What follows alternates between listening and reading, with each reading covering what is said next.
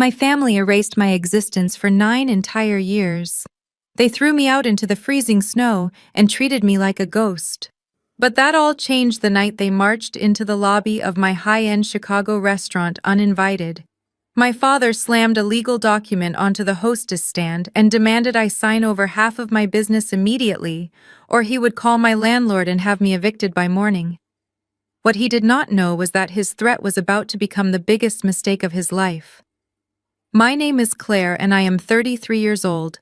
I am the executive chef and owner of a fine dining establishment. Before I continue this story, let me know where you are watching from in the comments below. Hit like and subscribe if you have ever had to stand up to a toxic family member who underestimated your worth and tried to claim your success as their own.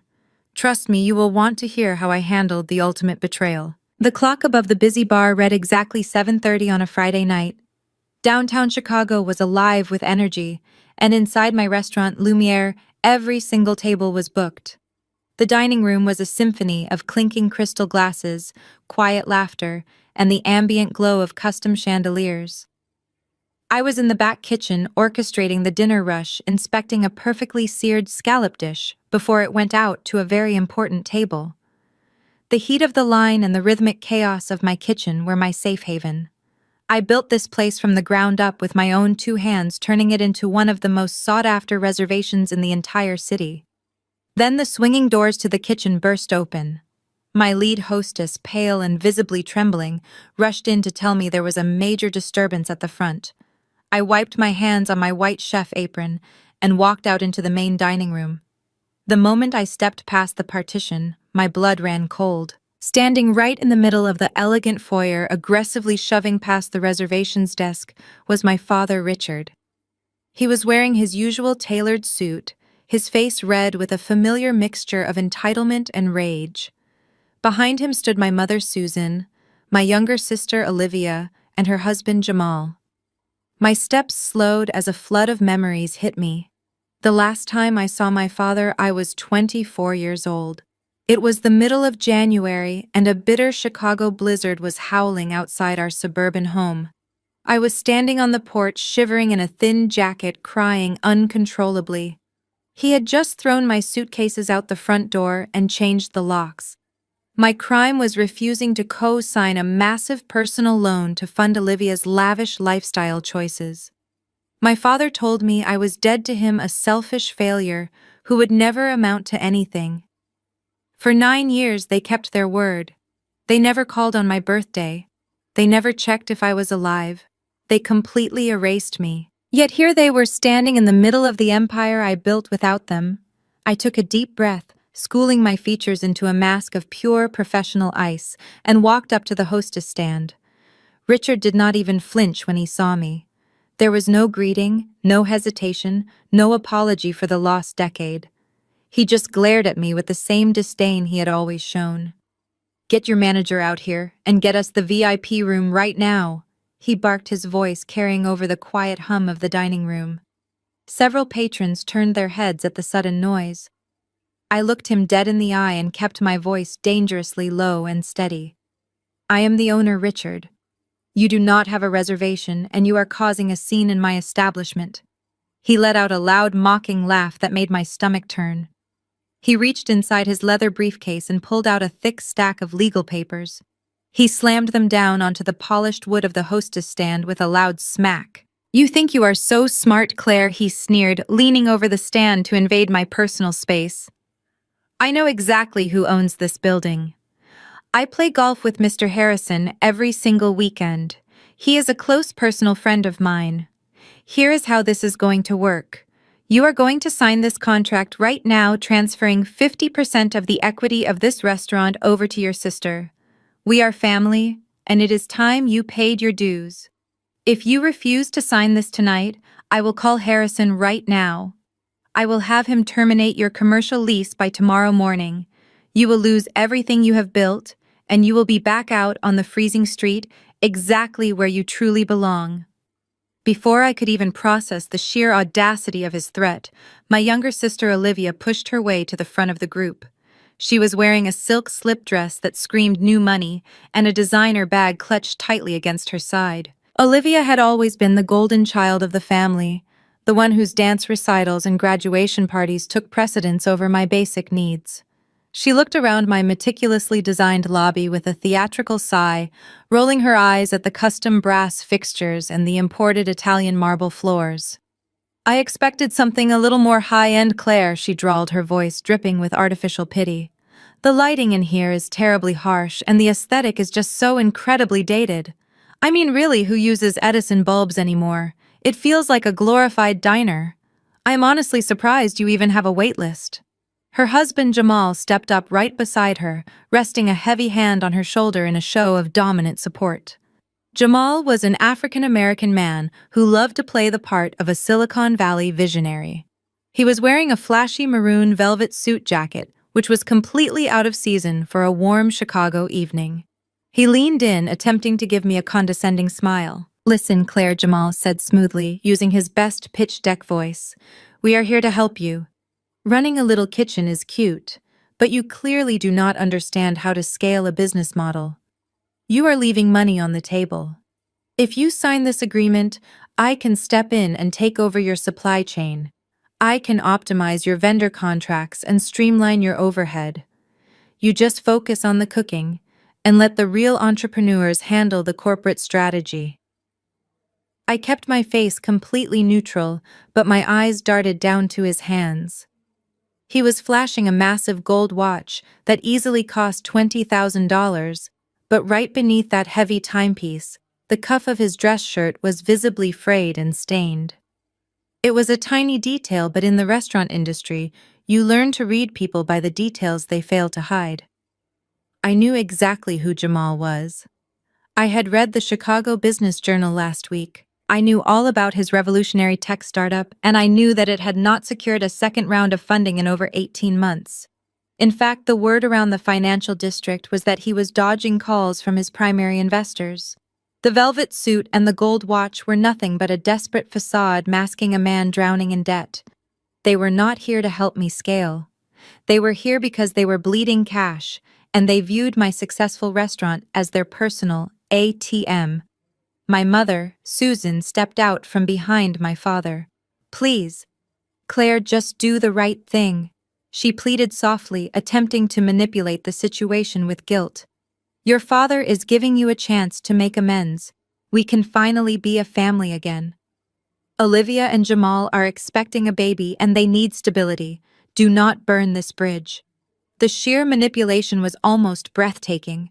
They were trying to steal half of my life work to fund my sister's unborn child and framing it as an act of familial mercy. Richard tapped the legal document on the hostess stand impatiently. Well, he barked, his face turning a deeper shade of red. "What is it going to be? Do you sign this right now, or do I make the call to Harrison?" My hostess stood frozen, terrified of what I might do next. She already had her hand hovering over the landline, ready to call the police at my signal. Any normal business owner would have had them thrown out onto the street immediately. I could have easily called my security team to drag my father out by his expensive lapels.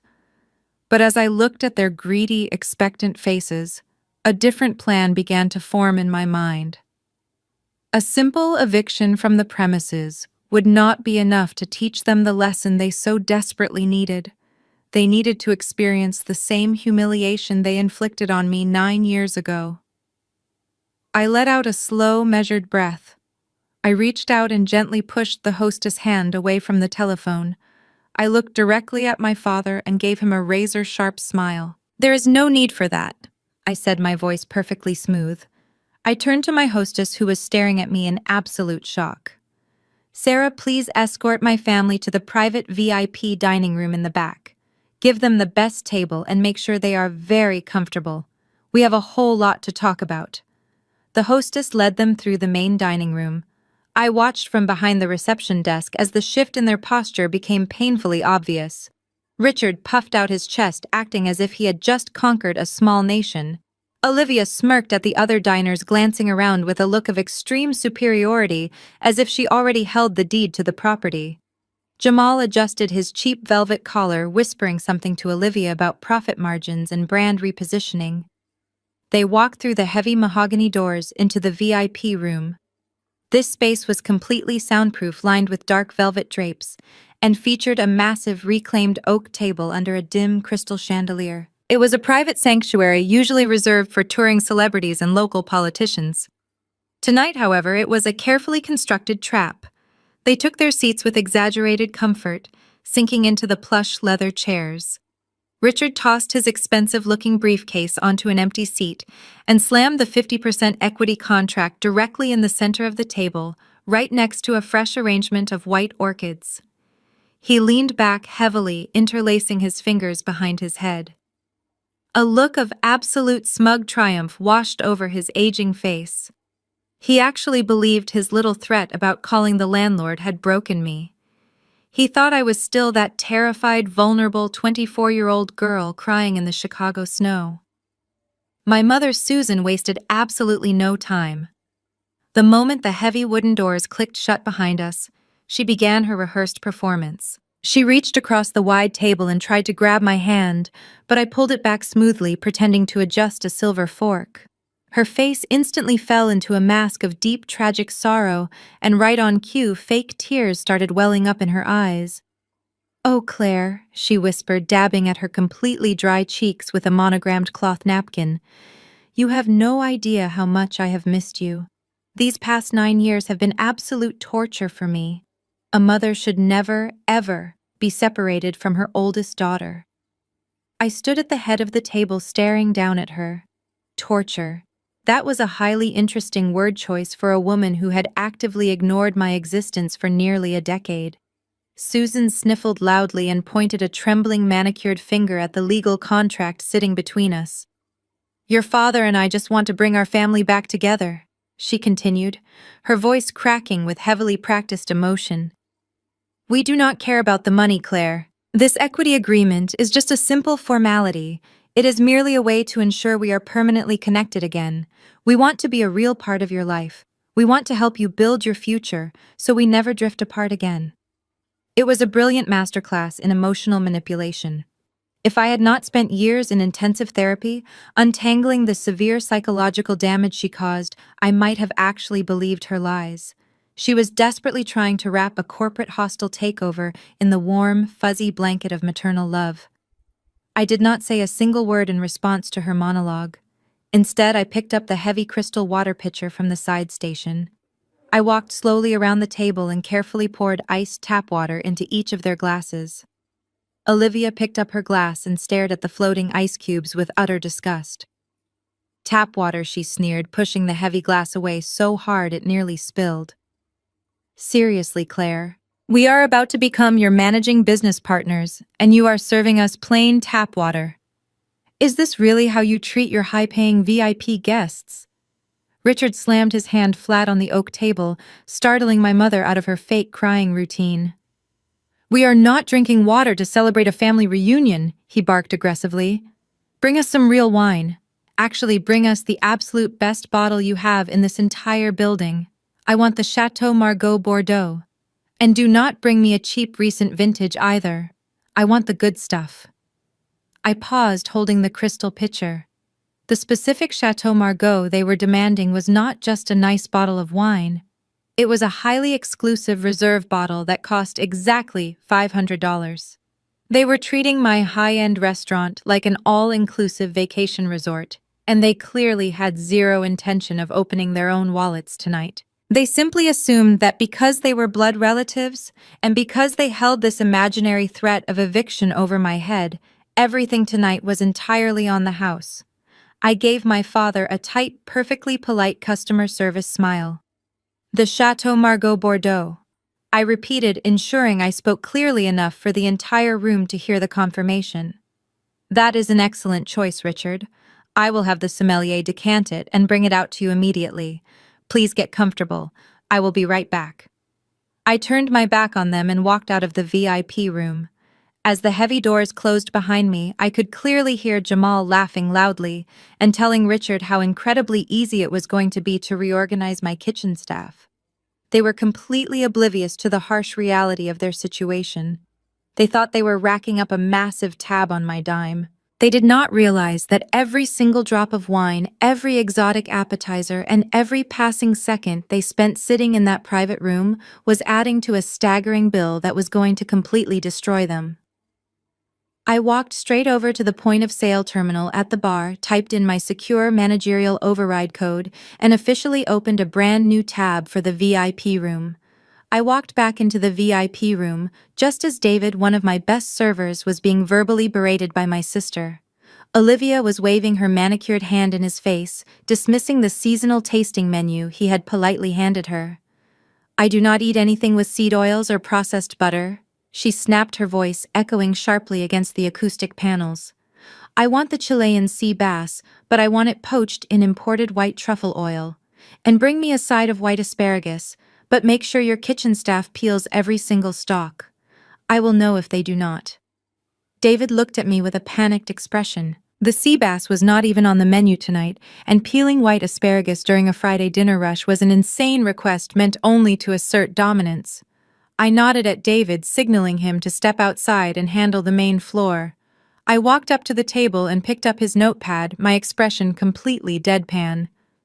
"The sea bass poached in white truffle oil will be an additional $150 off-menu charge," I stated, my voice flat and professional. Olivia rolled her eyes. "Just put it on the house tab," she muttered, leaning back and crossing her arms as if my labor and ingredients were entirely worthless. Susan immediately chimed in, next, demanding a dry-aged Wagyu ribeye cooked exactly medium rare but insisting it be sent back if there was even a single drop of pink juice on the plate. It was a culinary contradiction that only someone who loved to complain would order. Jamal asked for a 2-tiered seafood tower and a side of lobster mac and cheese, snapping his fingers at me as if I were a dog meant to fetch his dinner. I wrote every single absurd demand down without blinking. I knew the retail cost of this meal was climbing well past the $1,000 mark, and the $500 bottle of wine had not even arrived yet. Richard was growing increasingly impatient with the food orders. He slapped his hand against the heavy oak table, making the silverware rattle, and pointed aggressively at the equity contract still sitting next to the floral arrangement. "Enough about the food, Claire," he barked. "I did not come here to listen to you play waitress. Give me a pen and sign this document right now." He puffed out his chest, adjusting his silk tie in a poor attempt to look intimidating. "You should consider yourself incredibly lucky I am even offering you this deal," he bragged. "My commercial insurance brokerage just closed a record-breaking fiscal year. We are swimming in capital right now. Having my name attached to this little restaurant of yours will instantly elevate your brand. You need my financial backing to survive in this economy, and I am doing you a massive favor by stepping in." I looked closely at my father. He claimed his business was having a record year, but the thick veins in his neck were bulging and a thin layer of nervous sweat coated his forehead. He was tapping his fingers against the table with a frantic, erratic rhythm. A man swimming in capital does not ambush his estranged daughter on a Friday night demanding an immediate signature under the threat of eviction.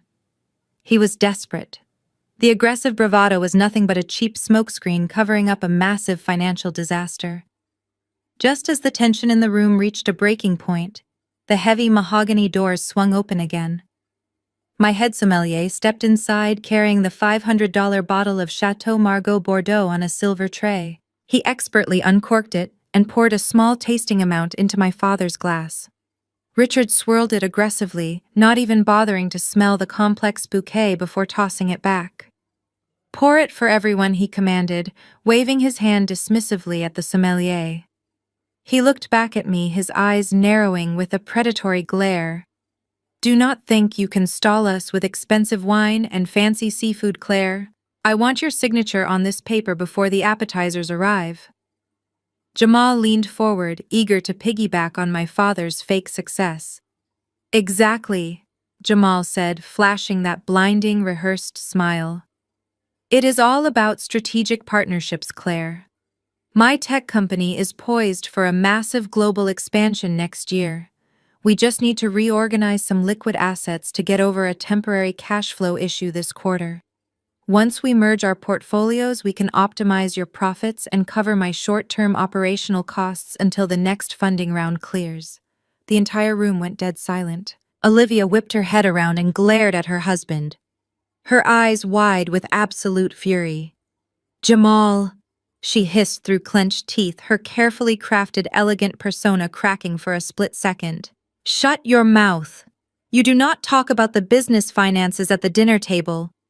Jamal blinked, realizing he had just said the quiet part out loud. A temporary cash flow issue. That was tech bro translation for being completely broke and unable to make payroll. My family was not here to invest in me. They were a sinking ship looking for a life raft, and they had decided I was going to be the one to keep them from drowning. The dead silence in the VIP room was suddenly deafening.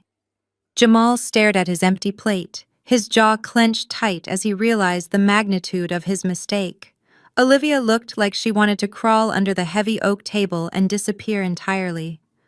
I stood perfectly still at the head of the table, letting their profound embarrassment marinate in the quiet room. They had just handed me the exact missing puzzle piece I needed to finally understand their sudden reappearance. They were broke and desperate. "Before we discuss any strategic partnerships or your supposed liquid assets," I said, breaking the heavy silence with a calm and even tone, "I have one very simple question for all of you." I placed both of my hands flat on the table and leaned forward slightly, making direct eye contact with my mother. "Where exactly have you been for the last 9 years?" Susan blinked rapidly, her fake tears instantly vanishing as she went into full defense mode. She sat up straight, smoothing out the wrinkles in her designer skirt. "What kind of question is that, Claire?" she replied, her voice taking on a shrill defensive edge. "We were giving you the space you so clearly wanted. You were the one who ran away from us.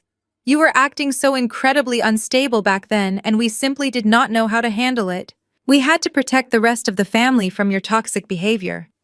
I actually let out a short, bitter laugh at her ridiculous statement. Her ability to rewrite history was almost impressive.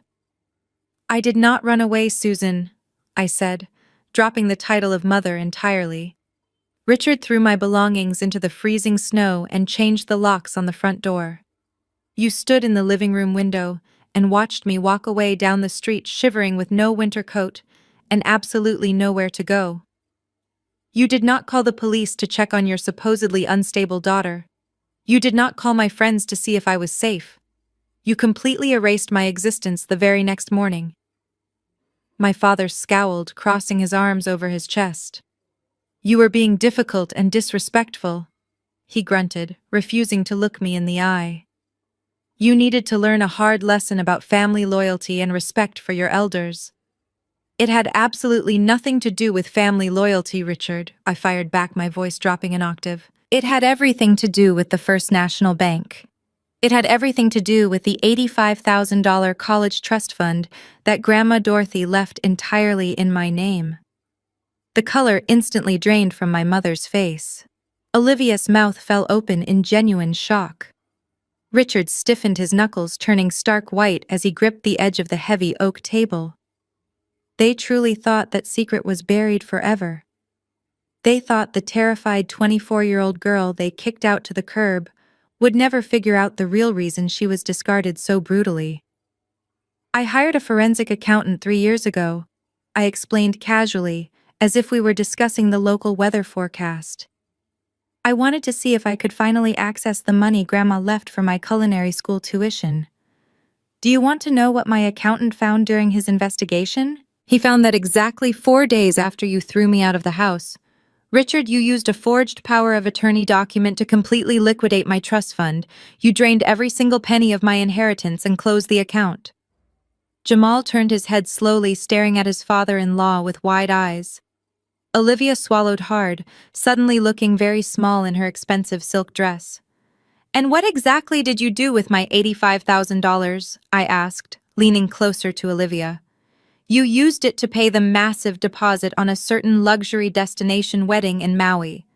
You stole my future to pay for custom ice sculptures, live entertainment, and imported champagne so Olivia could play the role of a wealthy princess for a weekend. You needed me out of the house and cut off from all communication so I would not receive the final bank statements in the mail. You ghosted me for 9 years just to cover up a felony. Susan put her face in her hands, letting out a loud, exaggerated sob. We were desperate, Claire, she wailed through her fingers. The wedding planners were threatening to cancel the venue. Your sister would have been humiliated in front of all our important friends. You were not even using the money at the time anyway. I was not using it because I was working 3 separate minimum wage jobs just to afford a tiny studio apartment with no heating, I stated coldly. Richard slammed his fist hard against the table, making the empty crystal wine glasses rattle loudly. Enough of this ancient history, he bellowed, his face turning purple with rage.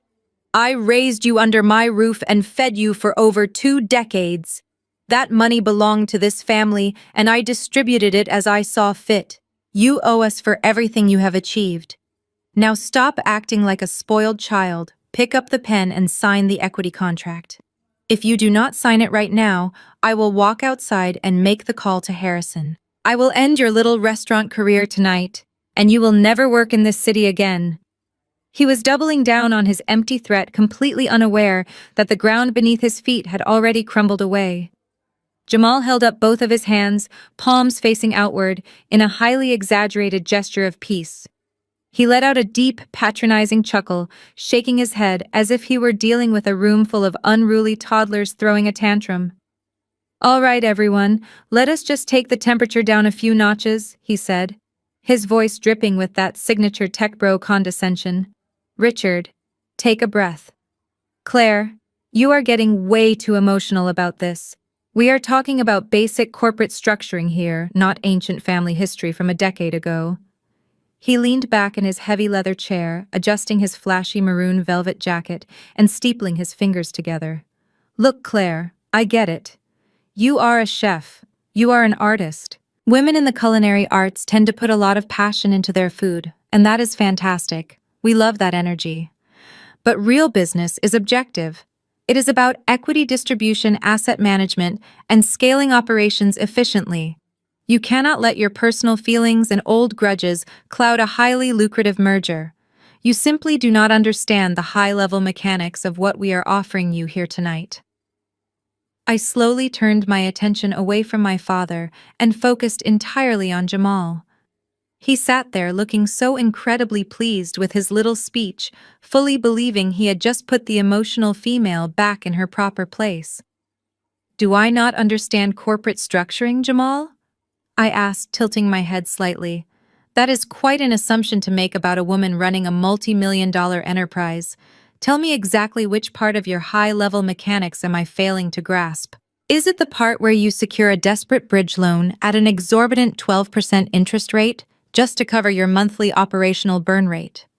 Or is it the part where your mezzanine debt completely consumes your liquidity ratio, forcing you to dodge phone calls from your furious angel investors? Jamal stopped smiling. His hands unclasped and fell flat against the table. I took a step closer to his side of the table, my voice dropping to a surgical, icy whisper. You see, Jamal, running a highly successful restaurant is not just about having a passion for food. It requires a rigorous and ruthless understanding of finance. In fact, I start every single morning at 5 o'clock reading the Chicago Business Journal along with my espresso. And do you want to know what I read in the public corporate filing section last Tuesday morning? The right side of his jaw gave a violent twitch. He opened his mouth to speak, but no words came out. The smug confidence had completely drained from his eyes. I read a very detailed article about a certain local software startup that completely failed to secure its Series B funding. I continued relentlessly, making sure every word hung heavily in the quiet room. I read that the founder is currently being sued by his own board of directors for gross mismanagement of funds. And most interestingly, I read that the company officially filed for Chapter 11 bankruptcy protection exactly 8 days ago. Olivia whipped her head around so fast I thought her neck might snap. Chapter 11, she shrieked, her voice echoing sharply off the velvet acoustic walls. Jamal, what is she talking about? You told me the company was just pivoting its core strategy. You said the new investors from New York were wiring the capital this week. Jamal refused to look at his wife. A thick bead of sweat rolled down the side of his face, disappearing into his frayed collar. The fake alpha male persona evaporated instantly, leaving behind nothing but a terrified, desperate man who had been caught in a massive, undeniable lie. Pivoting is a very polite word for going completely broke, I said, looking down at him. So please, Jamal, tell me more about how I am too emotional to understand asset management. Tell me how handing over 50% of my profitable debt-free company to a man who cannot even make his own payroll is a lucrative corporate strategy.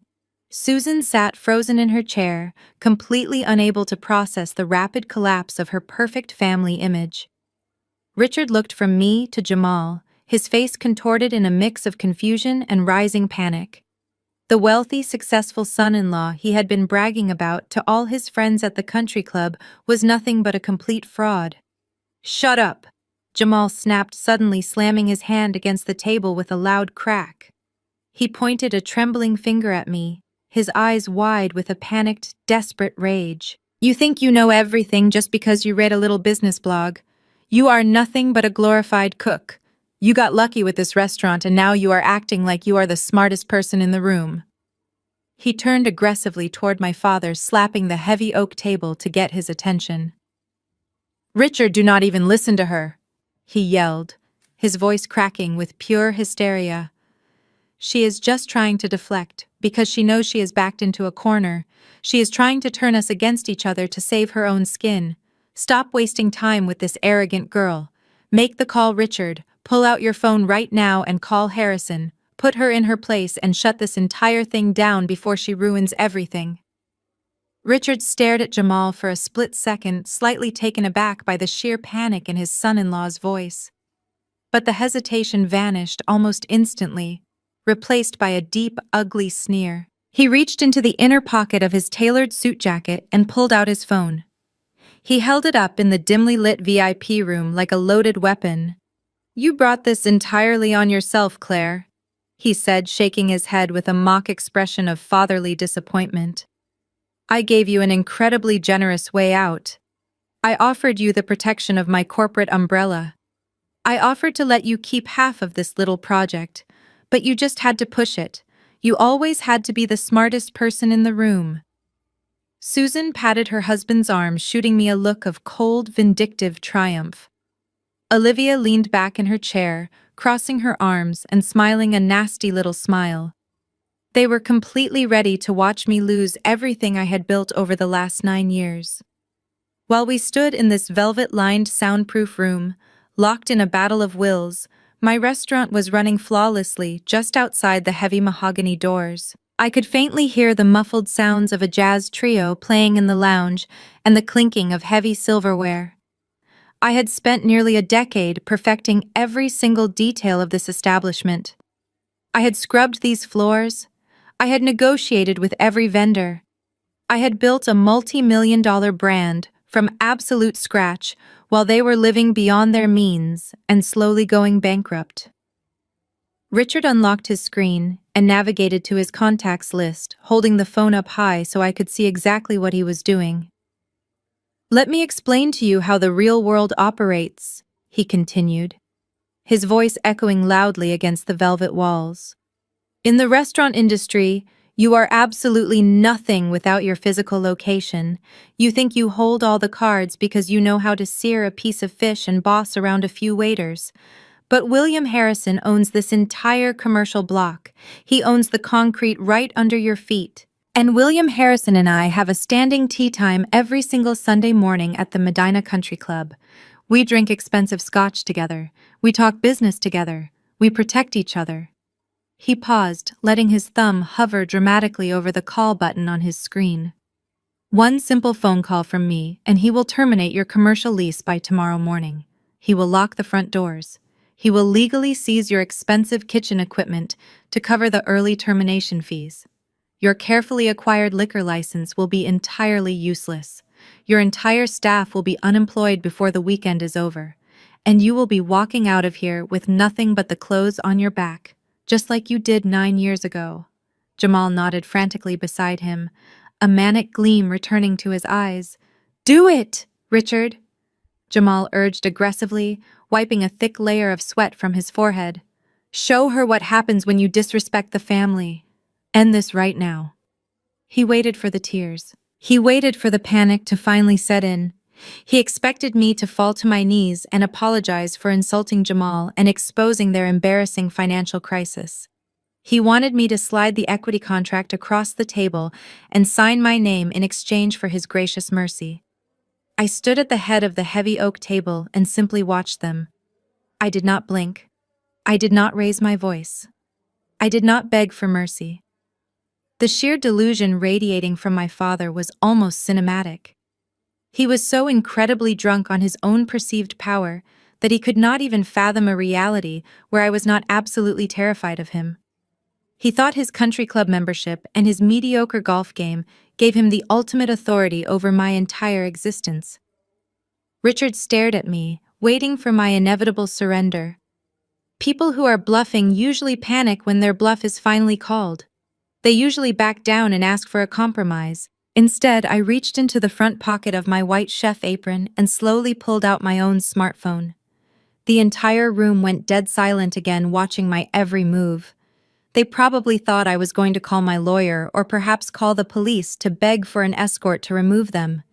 Instead, I unlocked my screen and opened the voice recording application.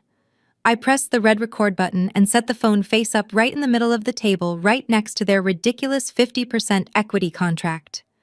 I looked directly into my father's eyes, stripping away any remaining trace of professional courtesy or familial warmth. Do it, I said, my voice dangerously calm and sharp as a high-carbon chef's knife. Call him. Call your good friend William Harrison right now. But if you are going to end my entire career tonight, you are going to do it so everyone can hear. Put the phone on the table, Richard. Put him on speakerphone. Right now. Richard scoffed, his chest puffing out even further as he accepted my challenge. He honestly believed I was bluffing. He thought I was playing a desperate game of chicken, and that I would inevitably swerve before the collision. He looked over at Susan, who gave him a sharp nod of encouragement. Olivia leaned forward, resting her chin on her hand, ready to watch my entire life crumble like a cheap pastry. With a slow, deliberate motion, Richard placed his heavy smartphone flat on the center of the oak table, right next to my own recording device. He tapped the screen, and the loud, repetitive tone of an outgoing call began to echo off the velvet walls of the VIP room. Ring, ring. I stood perfectly still, my hands clasped loosely in front of my apron. I watched the digital timer on my own phone tick upward, recording every single second of this interaction.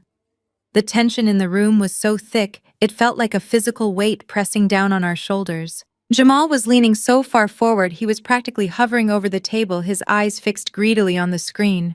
He was desperate for this intimidation tactic to work. He absolutely needed my assets to cover his own catastrophic financial failures before his investors dragged him into federal court. Ring. For a brief second, a flicker of doubt crossed my father's face. It was past 8 o'clock on a Friday night. William Harrison was an older man who valued his privacy and his quiet evenings at his sprawling suburban estate.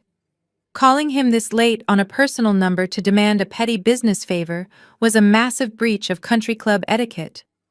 But Richard had already committed to the performance, and his fragile ego would not allow him to back down in front of his wife and his supposedly wealthy son-in-law. Just as the call was about to roll over to voicemail, the ringing stopped abruptly. There was a brief rustling sound over the speaker, followed by the distinct noise of a television playing in the background. "Hello," a deep, gravelly voice answered. The voice sounded tired and distinctly annoyed by the late interruption. Richard immediately leaned over the table, transforming his entire demeanor. His face stretched into a wide, artificial smile, and his voice boomed with that fake, aggressive joviality that mediocre businessmen use to feign importance. "William, my man," Richard shouted into the speakerphone, acting as though they were lifelong brothers in arms. "It is Richard from the Medina Country Club. Sorry to bother you so late on a Friday evening, buddy, but I have a bit of a situation down here in the city and I need to call in a quick favor. There was a brief pause on the line. The sound of the television in the background was quickly muted. Richard Harrison asked, his tone flat and completely devoid of the warm familiarity my father was trying so desperately to project. What situation? It is past 8 o'clock. Richard laughed, a loud, obnoxious sound that made me want to roll my eyes. I know, he said, waving his hand dismissively over the phone as if Harrison could actually see him. Listen, I am sitting right now in that little French restaurant on the ground floor of your commercial plaza on 9th Street. The place called Lumiere. You know the one. I know the restaurant, Harrison replied, his tone growing even more guarded. What about it? Well, it turns out the owner of this little establishment is my estranged daughter, Richard explained, leaning closer to the microphone, his voice dropping to a conspiratorial whisper.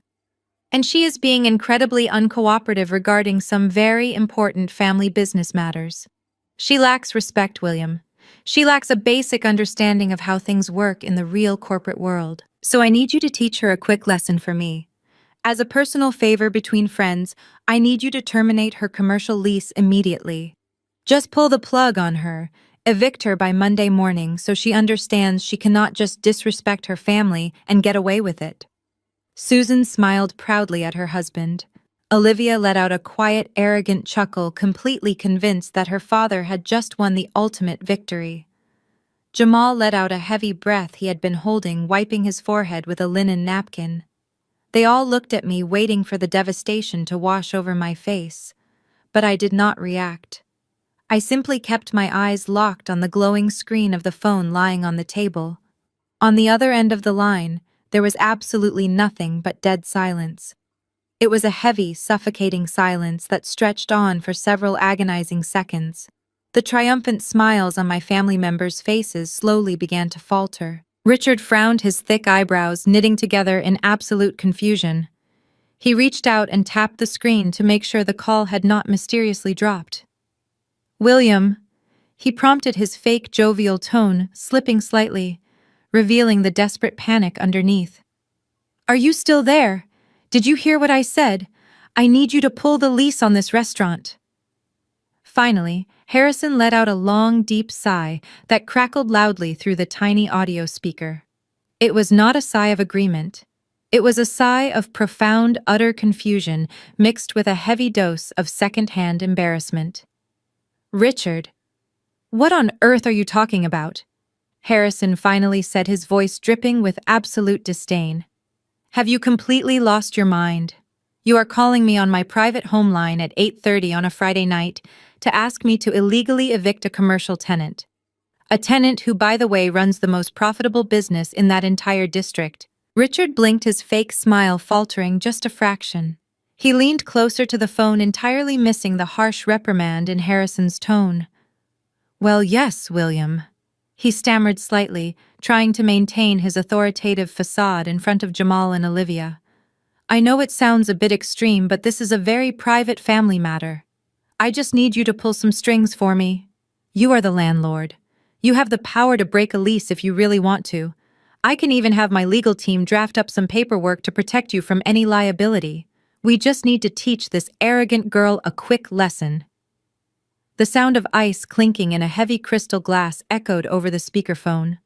Harrison was clearly pouring himself a strong drink to deal with my father's sheer stupidity.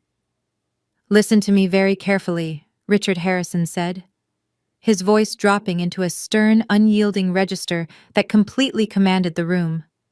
I do not care if she is your daughter, your sister, or the Queen of England. I cannot terminate her commercial lease tonight. I cannot terminate it tomorrow morning. I cannot pull any strings for you.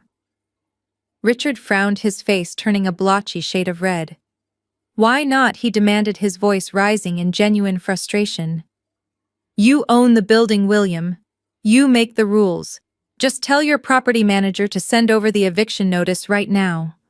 I will cover whatever financial penalties you incur. I told you I have the capital to back this up.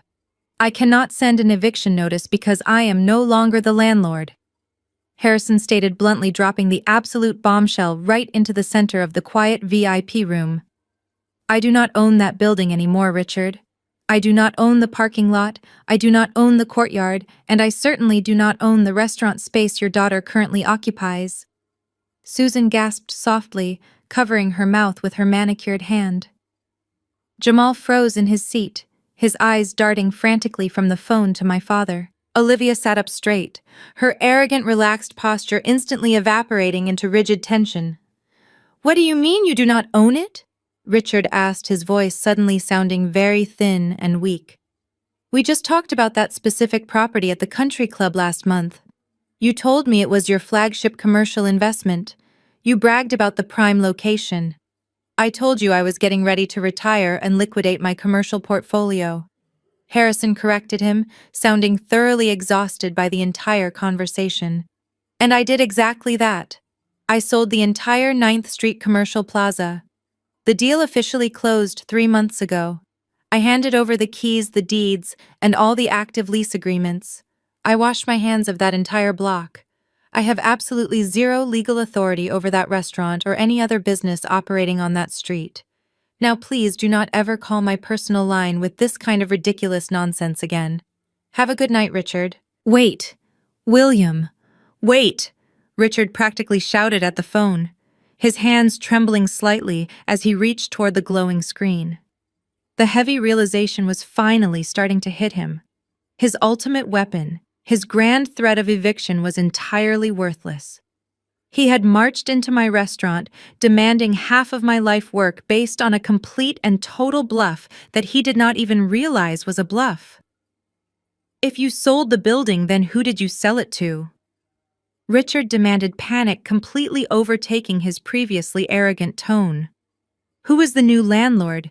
Give me their name, William. I am a prominent businessman in this city. I know all the major real estate developers. If I just get the name of the new owner, I can call them up and negotiate this eviction myself. Who bought the plaza?" There was a brief pause on the line. Harrison let out one final irritated breath. "I sold it to an independent private investment group." Harrison answered, his voice echoing clearly off the dark velvet walls of the room. "They came in with an all-cash offer well over the asking price and closed the deal in record time. They bought the entire block free and clear." "What is the name of the group?" Richard pressed, sweating profusely now. "What is the name of the company?" "It is a private equity firm called Apex Holdings, LLC." Harrison replied sharply, "Now leave me alone." The line went dead with a sharp click, leaving only the empty hum of the disconnected call. Richard stared at the black screen of his phone, his face draining of all color until he looked completely pale and sickly. His breathing was shallow and ragged. The grand executioner had just discovered his guillotine was made of cheap plastic. Richard slowly lowered the phone from the center of the table. His hand was shaking so badly that the heavy device clattered against the polished oak wood. He stared at the dark screen as if it had just physically struck him across the face. The silence in the VIP room was no longer just tense. It was entirely suffocating. For a man who had spent his entire life bullying his way to the top of his mediocre social circle, being dismissed so casually by a man he claimed was his close friend, was the ultimate humiliation. Susan was the first one to break the quiet. She reached out and touched his arm, her voice trembling slightly. "Richard," she whispered, "what does this mean? Who is Apex Holdings?" Richard violently yanked his arm away from her touch. "Do not touch me, Susan!" He snapped, his voice sharp and defensive. He quickly sat up straight, adjusting his suit jacket in a desperate attempt to reconstruct his shattered authority. He cleared his throat loudly, refusing to look at me or Jamal. "It means nothing," he declared, puffing out his chest once again. "It simply means William is getting old and senile. He is liquidating his assets to hide his money in retirement. It does not change a single thing about our current situation." He finally snapped his gaze back to me, pointing a rigid finger in my direction. "You got incredibly lucky tonight, Claire," He sneered, his upper lip curling with pure spite. You got a temporary reprieve because of a technicality in the real estate market. But do not sit there and look so smug. Do you honestly think a massive private equity firm like Apex Holdings cares about one little independent restaurant? They are corporate sharks. They buy properties to gut them and replace them with high-paying national chain stores. Olivia immediately chimed in, eager to jump back on the winning side. Exactly, she said, crossing her arms defensively. You are probably going to get an eviction notice from this new company anyway. You should still sign the equity over to us.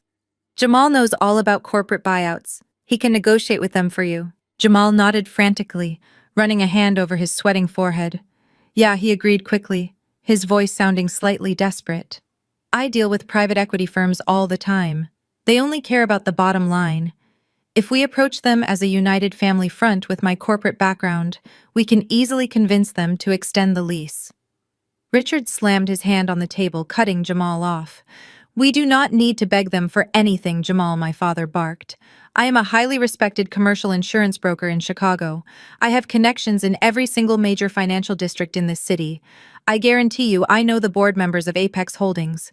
If I make a few phone calls tomorrow morning, I can find out exactly who the managing partners are by noon.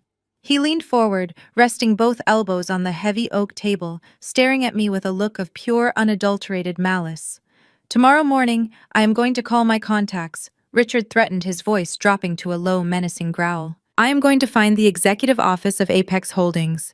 I will sit down with their management team and I will explain to them exactly why you are a massive liability to their new investment. I will tell them you are an unstable tenant. I will make sure they terminate your lease just like Harrison was supposed to. Your little stroke of luck tonight changes absolutely nothing. You are still going to lose this restaurant. I listened to his entire rant without moving a single muscle. It was fascinating to watch a man dig his own grave with such aggressive enthusiasm. He was so completely blind to reality that he was now threatening to use his imaginary corporate connections to destroy me through a company he had literally never heard of until 2 minutes ago. I reached over and picked up my phone, which had been quietly recording his entire pathetic meltdown. I stopped the recording and slipped the device back into my chef apron. Are you going to track down the managing partners of Apex Holdings tomorrow morning, Richard? I asked, my voice perfectly calm and completely devoid of any fear. You better believe it, he snapped back, glaring at me. And when I do, I will make sure they crush you. There is absolutely no need for you to wait until tomorrow morning, I said softly. And there is no need for you to make any phone calls to your supposed connections. I turned my back on my family and walked slowly toward the far wall of the VIP room. The wall was covered in dark mahogany wood paneling designed to match the heavy doors. I reached out and pressed my hand against a specific wooden panel. With a soft click, the panel popped open, revealing a high-security digital wall safe hidden perfectly within the woodwork. Susan gasped loudly in the background, clearly shocked that I possessed something so secretive. I quickly punched in the 6-digit access code. The heavy metal door swung open. Inside, sitting on the bottom shelf, was a thick, heavy manila envelope. The front of the envelope was stamped with the official blue corporate seal of the Illinois Secretary of State. I pulled the heavy envelope out of the safe, closed the metal door, and pushed the wood panel back into place. I turned around and walked back to the head of the oak table, holding the document in my right hand. I looked at my father, who was now staring at the envelope with a sudden look of deep, terrified confusion. I walked slowly back to the head of the heavy oak table. My leather shoes made no sound against the thick carpet, but the silence in the room was so absolute that every breath my father took sounded loud and ragged. He could not take his eyes off the official state seal stamped on the thick manila envelope in my hand. He was a man who worshipped paperwork and legal authority, and he knew exactly what state-issued corporate documents looked like. I stood right across from him. He was still sitting in his plush leather chair, but he looked as though he were physically shrinking into the upholstery. I did not rush the moment. I took my time unwinding the thin string closure on the back of the envelope. I reached inside and pulled out the crisp, heavy parchment paper. At the very top, in bold black letters, it read, "Articles of Organization for a Limited Liability Company." With a swift, deliberate motion, I dropped the official document directly on top of the ridiculous 50% equity contract my father had been trying to force me to sign all evening. "Read it," I commanded, my voice echoing with a cold, absolute authority. Richard hesitated. His hands were shaking so badly he had to press them flat against the table to steady himself. He leaned forward, his eyes scanning the first few lines of the legal text. I watched his gaze jump from the name of the entity, Apex Holdings LLC, down to the section detailing the ownership structure. I reached out and tapped my index finger firmly against the line detailing the sole managing member. "Who is the sole managing member, Richard?" I asked, my tone demanding an immediate answer. "Read the name out loud for the rest of the table so there is absolutely no confusion about who you are dealing with tonight." He opened his mouth, but no sound came out. His lips moved soundlessly as he stared at the printed letters of my full legal name. His brain simply refused to process the information sitting right in front of him. "Let me help you," I said, leaning over the table so my face was only inches from his sweating forehead. "The owner of Apex Holdings is me. I am the sole managing partner. I own 100% of the shares. There is no board of directors waiting in some fancy boardroom. There are no corporate sharks waiting to gut this place to build a chain store. There is only me." Jamal let out a sharp gasp, gripping the heavy wooden edges of his chair so hard his knuckles turned white. Olivia stared at me, as if I had just spoken to her in an alien language. Her mouth hung slightly open, her arrogant facade completely destroyed. "While you and Susan were busy spending my stolen college fund on custom ice sculptures and imported champagne, I was working 80-hour weeks," I explained, keeping my voice steady and surgical. "While Jamal was busy burning through investor capital on a fake tech startup and buying out-of-season velvet suits to pretend he was wealthy, I was living in a studio apartment the size of a closet. I saved every single penny I earned. I did not take luxurious vacations to Maui. I did not buy designer silk dresses. I worked the line in greasy kitchens until my hands bled, and then I went home and studied commercial real estate markets until the sun came up." I stood up straight, rolling my shoulders back as I looked down at the four of them. "I built my credit from scratch. I built my capital with my own two bare hands. When William Harrison quietly mentioned to his country club buddies that he was looking to liquidate his commercial portfolio, I was the first one to make a serious offer. I did not use a bank loan. I used cash. I bought the 9th Street Commercial Plaza 3 months ago. I own the parking lot out front. I own the courtyard where your car is currently parked. I own the concrete right beneath your feet." Richard looked up at me, his face a mask of pure, unadulterated horror. He finally realized the massive, catastrophic scale of his mistake. The arrogant bluster was completely gone, replaced by the terrifying realization that he held absolutely zero power over me. "You marched into my restaurant tonight threatening to call my landlord," I said, a slow, cold smile spreading across my face. "You threatened to use your precious country club connections to have me evicted from my own property. You wanted me to sign over half of my hard-earned business under the threat of losing my commercial lease. But Richard, I am the landlord. You are literally threatening to have me evict myself." The sheer absurdity of the situation hung heavily in the air. The grand, terrifying patriarch of the family had been completely and utterly neutralized. His master plan to steal my wealth was built on an illusion of power that I had easily dismantled with a single piece of paper. He had brought a knife to a gunfight, and I had just shown him the artillery. Susan, who had been sitting in stunned silence this entire time, finally reacted. The carefully constructed reality she had lived in for her entire life suddenly shattered into a million irreversible pieces.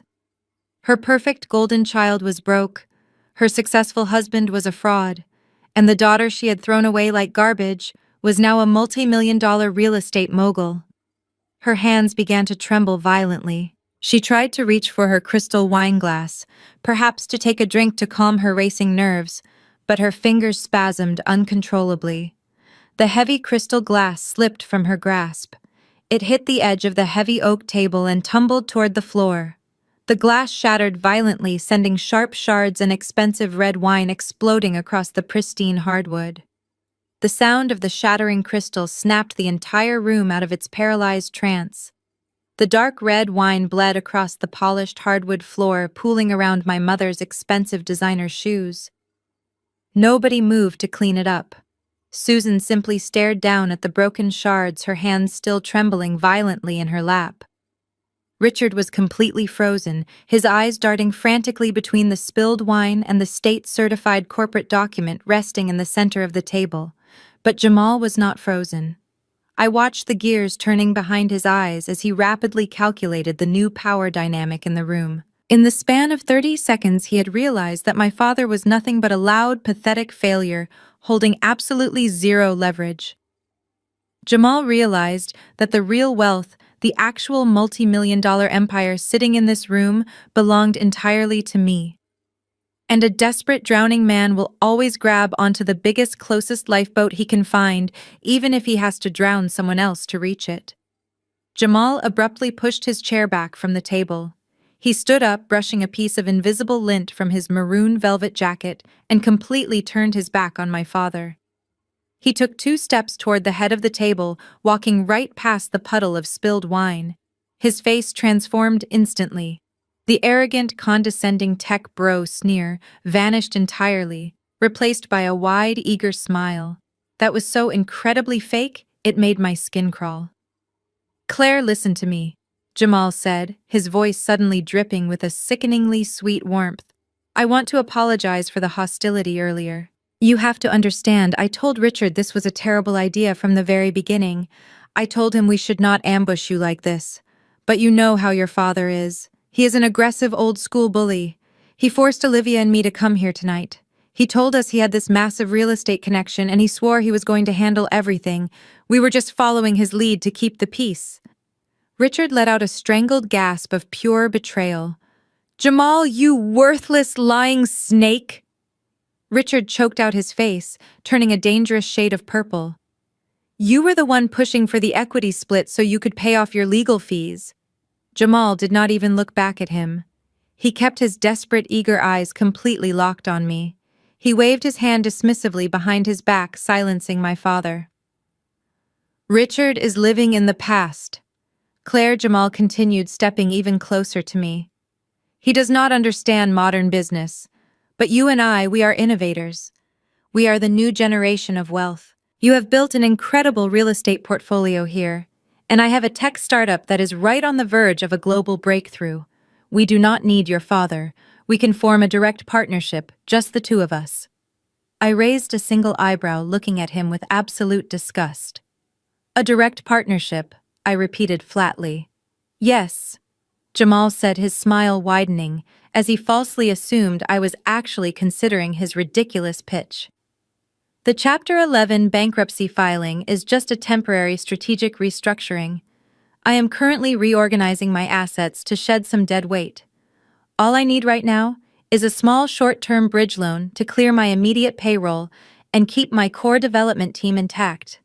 $200,000, Claire. That is absolutely nothing to a property owner like you. Give me a $200,000 loan tonight, and I will give you a 20% stake in my entire software platform. We will make millions together. He was literally begging me. The arrogant man who had just insulted my intelligence was now practically on his knees begging for my money to save him from federal ruin. Before I could even formulate a response to his pathetic plea, a high-pitched scream tore through the VIP room. Jamal Olivia shrieked. She shot up from her heavy leather chair, her face twisted into an ugly mask of pure humiliation and rage. She marched around the heavy oak table, her expensive silk dress swishing aggressively, and shoved her husband hard in the chest. "Are you seriously begging her for money?" Olivia screamed, her voice cracking. "Are you actually throwing my father under the bus to beg my estranged sister for a handout? You told me the investors from New York were wiring the capital. You swore to me we were not going broke."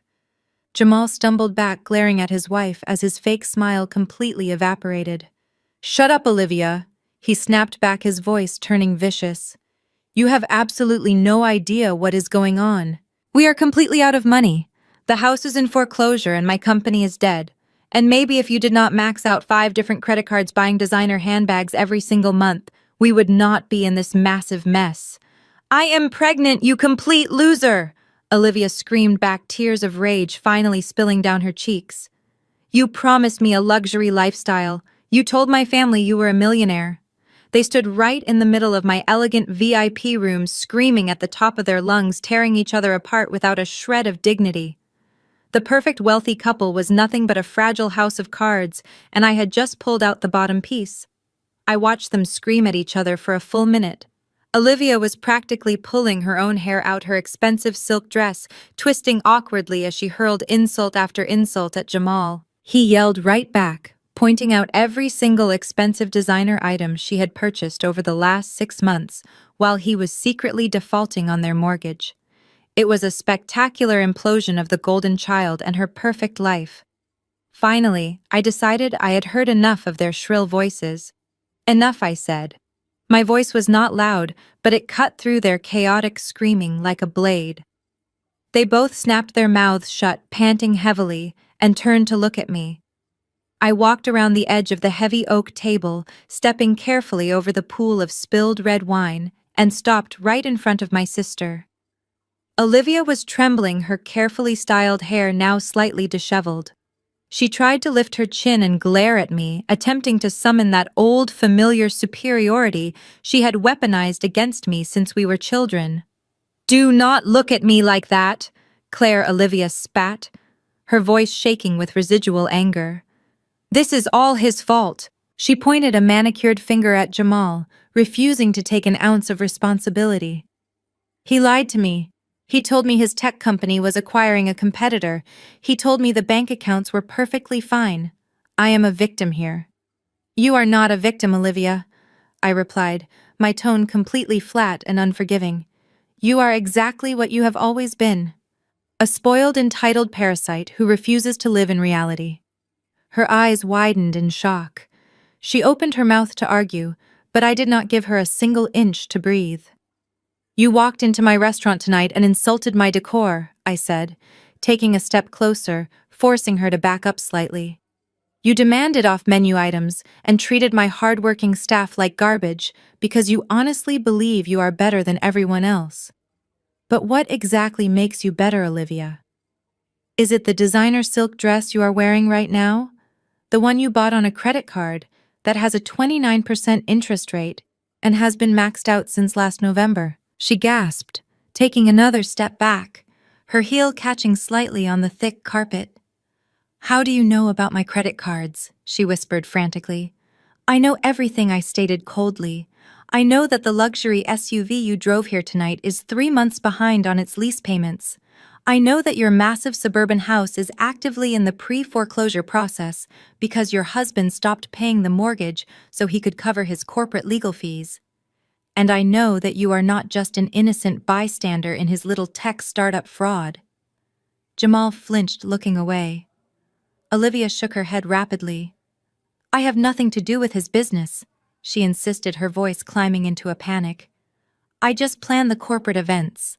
You are listed as the vice president of public relations," I reminded her sharply. "Which means when his primary investors officially file their massive fraud lawsuit next week, your name will be right there on the legal documents right next to his. You funded your entire fake luxury lifestyle with stolen investor capital and stolen college funds. Your entire existence is built on debt lies and other people's money. You have absolutely nothing of your own. You never did." Olivia stood there completely exposed. The shiny veneer of the golden child was permanently stripped away, revealing the terrified, incompetent fraud underneath. For her entire life, she had been praised and rewarded simply for existing. She had been handed my college tuition to throw a party. She had been shielded from every single consequence by our enabling parents. Now, standing in the exact restaurant she had tried to steal, she had nowhere left to hide. "Claire, please," she whimpered, her arrogance finally breaking down into genuine, pathetic fear. "I am your sister. I am pregnant. You have to help me. You have millions of dollars. You can pay off the mortgage. You can hire a lawyer to get my name off Jamal's lawsuit." I stared at her, feeling absolutely nothing. No pity, no guilt, no familial obligation. "You made your choices, Olivia," I said softly, "and now you have to pay the bill."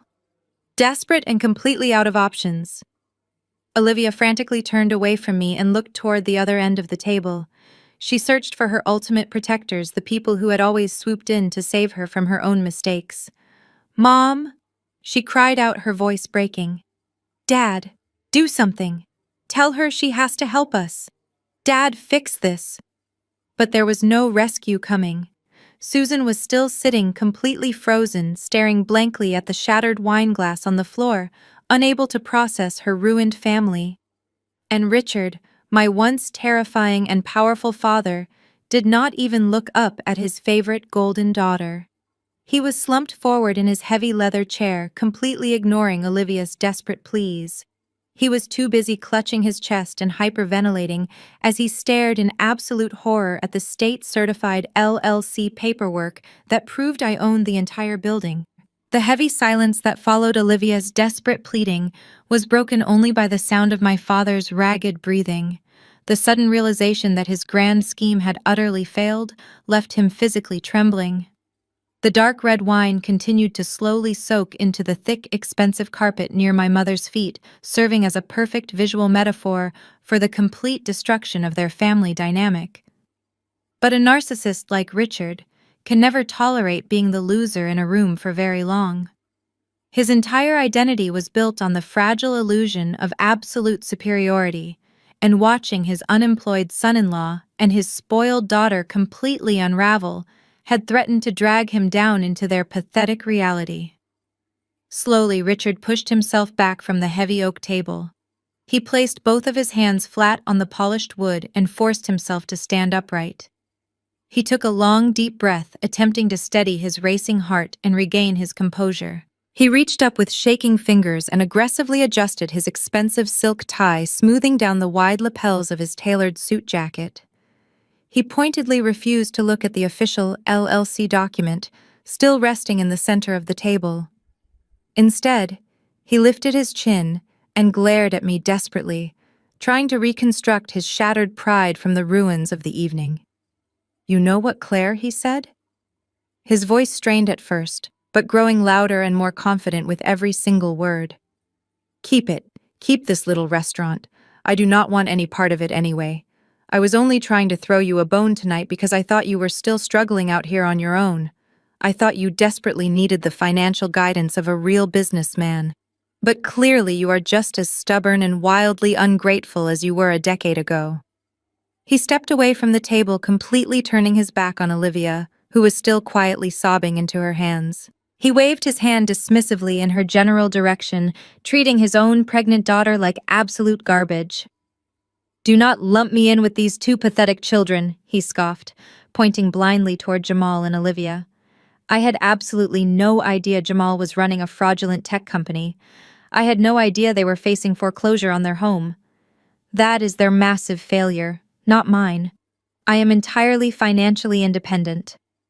Susan looked up at him, her tear-streaked face reflecting pure, horrified confusion. "Richard," she whispered weakly, clutching her designer purse. "What are you saying? We came here to get the equity to help them survive. You said we were a team. I came here to make a smart business acquisition," Richard snapped coldly, silencing my mother instantly. "But I certainly do not need it to survive. My commercial insurance brokerage is the anchor tenant in Oak Tower. We occupy the entire 14th floor of the most prestigious high-rise in the entire downtown financial district. My firm handles multi-million-dollar corporate accounts every single day. We are practically minting our own money over there." He puffed out his chest, standing tall in the center of the dimly lit VIP room, his arrogance returning in full force, now that he had successfully shifted all the blame onto Jamal. "Oak Tower is an absolute fortress of real wealth," he continued, his voice echoing loudly against the soundproof walls. "The management team there respects me. They treat me like corporate royalty because my firm brings immense prestige to their property. I am a titan in this city, Claire. I do not need your little independent food kitchen to maintain my luxurious lifestyle. I will walk out of here tonight and go straight back to my corner office on Monday morning, completely unaffected by whatever pathetic drama is happening in this room.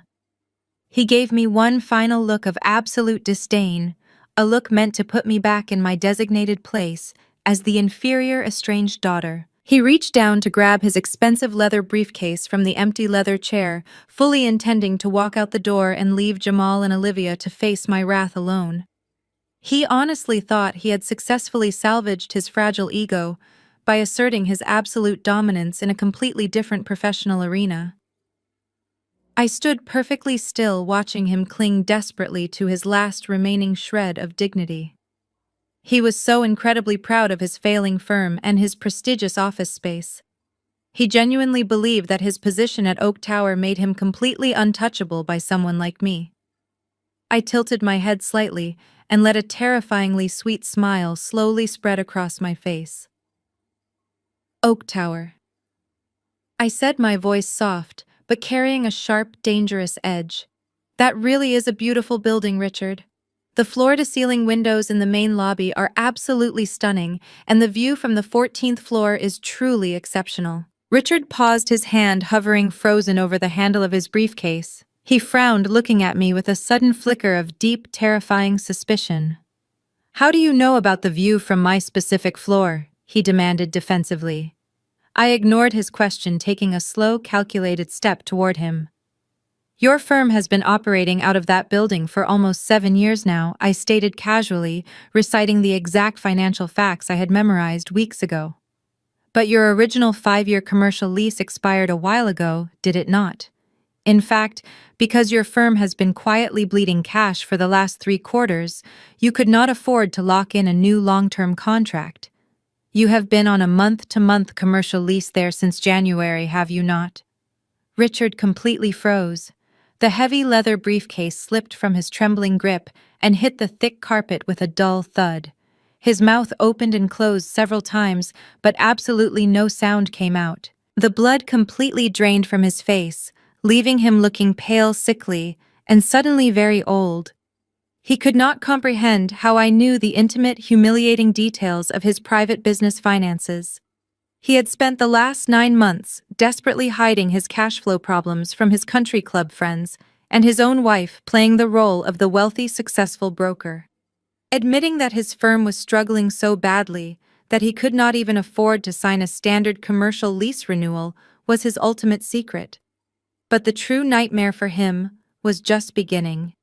I did not stop there. I took another slow, calculated step until I was standing right beside his chair, looking down at him. The commercial real estate market in downtown Chicago has been incredibly volatile lately. I explained, my voice perfectly level, echoing in the quiet room. A lot of the older management companies over-leveraged themselves over the last decade. When the interest rates spiked recently, they started drowning in mezzanine debt. The previous owners of Oak Tower were completely underwater. They quietly placed the entire building up for a distressed asset sale late last month, hoping to offload the massive property before the bank officially seized it. They desperately needed a cash buyer who could close the deal immediately, without waiting for lengthy corporate loan approvals or board meetings. Susan let out a soft, pathetic whimpering sound from the other end of the table, her hands tightly covering her mouth. Jamal and Olivia were completely silent, their own marital warfare forgotten, as they watched the absolute destruction of the family patriarch. Richard stared at me, his eyes wide with a growing, unfathomable terror. He was finally connecting the dots. When my commercial broker sent me the portfolio for the Oak Tower property, I personally reviewed the tenant rent roll during the due diligence period. I continued, keeping my eyes locked dead onto his. And you can imagine my absolute surprise when I saw your commercial insurance firm listed on the 14th floor, highlighted in red because your long-term lease had expired. You see, Richard Apex Holdings did not just buy this little restaurant block on 9th Street. We have been aggressively expanding our investment portfolio all quarter. Exactly 2 weeks ago, I wired the cash funds and officially closed the deal on Oak Tower. I own the grand lobby with those stunning floor-to-ceiling windows. I own the private executive elevators, and I own the entire 14th floor where your struggling brokerage is currently squatting on a month-to-month agreement. He staggered backward violently, bumping heavily into the edge of the heavy oak table. His knees literally buckled beneath him and he collapsed back into his leather chair. The fortress of real wealth he had just bragged about, the prestigious corner office he thought made him a titan of the city. It all belonged to the daughter he threw into the freezing snow 9 years ago. I was not just the landlord of the restaurant he tried to steal. I was the absolute landlord of his entire professional existence. He had marched into my territory intending to ruin my life, and he had unknowingly handed me the heavy keys to his own execution. I reached back into the thick manila envelope that was still resting on the table. There was one more document hidden inside. I pulled out a single crisp sheet of legal paper. It was not adorned with a state seal, but it carried a weight that was infinitely heavier for the man sitting completely defeated in front of me. I placed the document flat on the polished wood and slowly slid it across the table until it stopped right in front of him, resting right beside his spilled glass of red wine. "Read it," I told him, my voice dropping to a final absolute whisper. "Since you are currently operating on a month-to-month lease, Illinois commercial real estate law allows the property owner to adjust the terms of the financial agreement with a standard 30-day written notice. Consider yourself officially served, Richard. That is a legal notice of a 300% rent increase for your office space on the 14th floor. The new exorbitant rate takes effect on the first day of next month. You can either sign the new agreement and pay me what you owe, or you can pack up your failing brokerage and be out on the street in exactly 30 days. Richard stared down at the crisp white paper resting beside the puddle of spilled wine. His eyes frantically scanned the typed numbers, taking in the staggering 300% rent increase. He tried to speak, to formulate some sort of professional counteroffer or legal threat, but his voice completely failed him. He simply slumped further down into his heavy leather chair, his broad shoulders caving inward as if an invisible weight had just crushed his spine. He knew exactly what this piece of paper meant. Without the prestigious Oak Tower address printed on his thick embossed business cards, his commercial insurance brokerage was completely dead. He knew that in the ruthless Chicago financial district, perception is reality. His high-end clientele trusted him solely because of the affluent image he projected from that 14th floor suite. If he was forced to pack up his mahogany desk and relocate his remaining staff to a cheap suburban strip mall, his wealthy clients would instantly smell the financial blood in the water. They would pull their lucrative accounts within a single week, and his firm would officially go under. He was completely at the mercy of the daughter he had spent his entire life belittling. The grand executioner was entirely disarmed, his head resting heavy on the chopping block. I stepped even closer to him, my presence casting a long shadow over his trembling frame. "Do you remember what you said to me on that freezing January night 9 years ago?" Richard, I asked, my voice quiet, but echoing with a sharp, dangerous clarity in the silent room. "You stood in the warm, well-lit doorway of your massive suburban house, while I was shivering on the icy porch, holding 2 thin garbage bags filled with my clothes. You looked me dead in the eye, and you told me I was a useless parasite. You said I was dead weight dragging the entire family down, and that I would never survive in the real corporate world without your money to protect me." I paused, letting the absolute cruelty of his past words hang heavily in the air. The juxtaposition of that freezing night and this luxurious soundproof room was almost poetic. "You told me I belonged out on the street." I continued, pointing a firm finger at the legal rent increase document on the oak table. "So I went out onto the street. I learned exactly how the street actually works. I learned how to build a multi-million-dollar empire from absolute scratch while you sat in your fancy rented office playing pretend with other people's money. And now the harsh reality of your situation is completely undeniable. You are the parasite, Richard. You are the dead weight. And without my property to protect your fragile image, you are the one who is not going to survive." He buried his face in his trembling hands, letting out a low, pathetic sound that was halfway between a sob and a gasp for air. The terrifying patriarch who had barged into my restaurant demanding half of my life work was gone, replaced entirely by a broken, bankrupt old man. He had absolutely nothing left to say. There were no more threats to make, no more imaginary corporate connections to leverage. He was entirely destroyed. The sheer finality of my words sent a shockwave through the rest of the room. Jamal backed away from the table, his eyes wide with raw fear, realizing that if I could ruthlessly dismantle my own father, I would absolutely obliterate him if he spoke another word. Olivia sat completely paralyzed, finally understanding the terrifying magnitude of my power. But my mother Susan was not paralyzed. Like a cornered animal desperately searching for a way out of a burning building, she realized that Richard could no longer protect her comfortable lifestyle. She realized the only person in the room with any actual wealth and power was me. She abruptly stood up from her chair, ignoring the sharp shards of broken crystal glass slicing into her expensive shoes. She rushed around the edge of the heavy oak table, her face twisted into an expression of desperate maternal agony. Real tears were streaming down her face now, no longer the rehearsed performance from earlier, but genuine panic. She lunged toward me, throwing her arms wide open, attempting to pull me into a tight physical embrace. "Claire, please!" she wailed, her voice shrill and piercing. "Stop this right now. He is your father. I am your mother. I gave you life, Claire. I carried you in my womb. You cannot do this to your own flesh and blood." I took a sharp step backward, refusing to let her touch me. My sudden movement caused Susan to stumble forward, her expensive shoes crunching loudly on the broken crystal glass.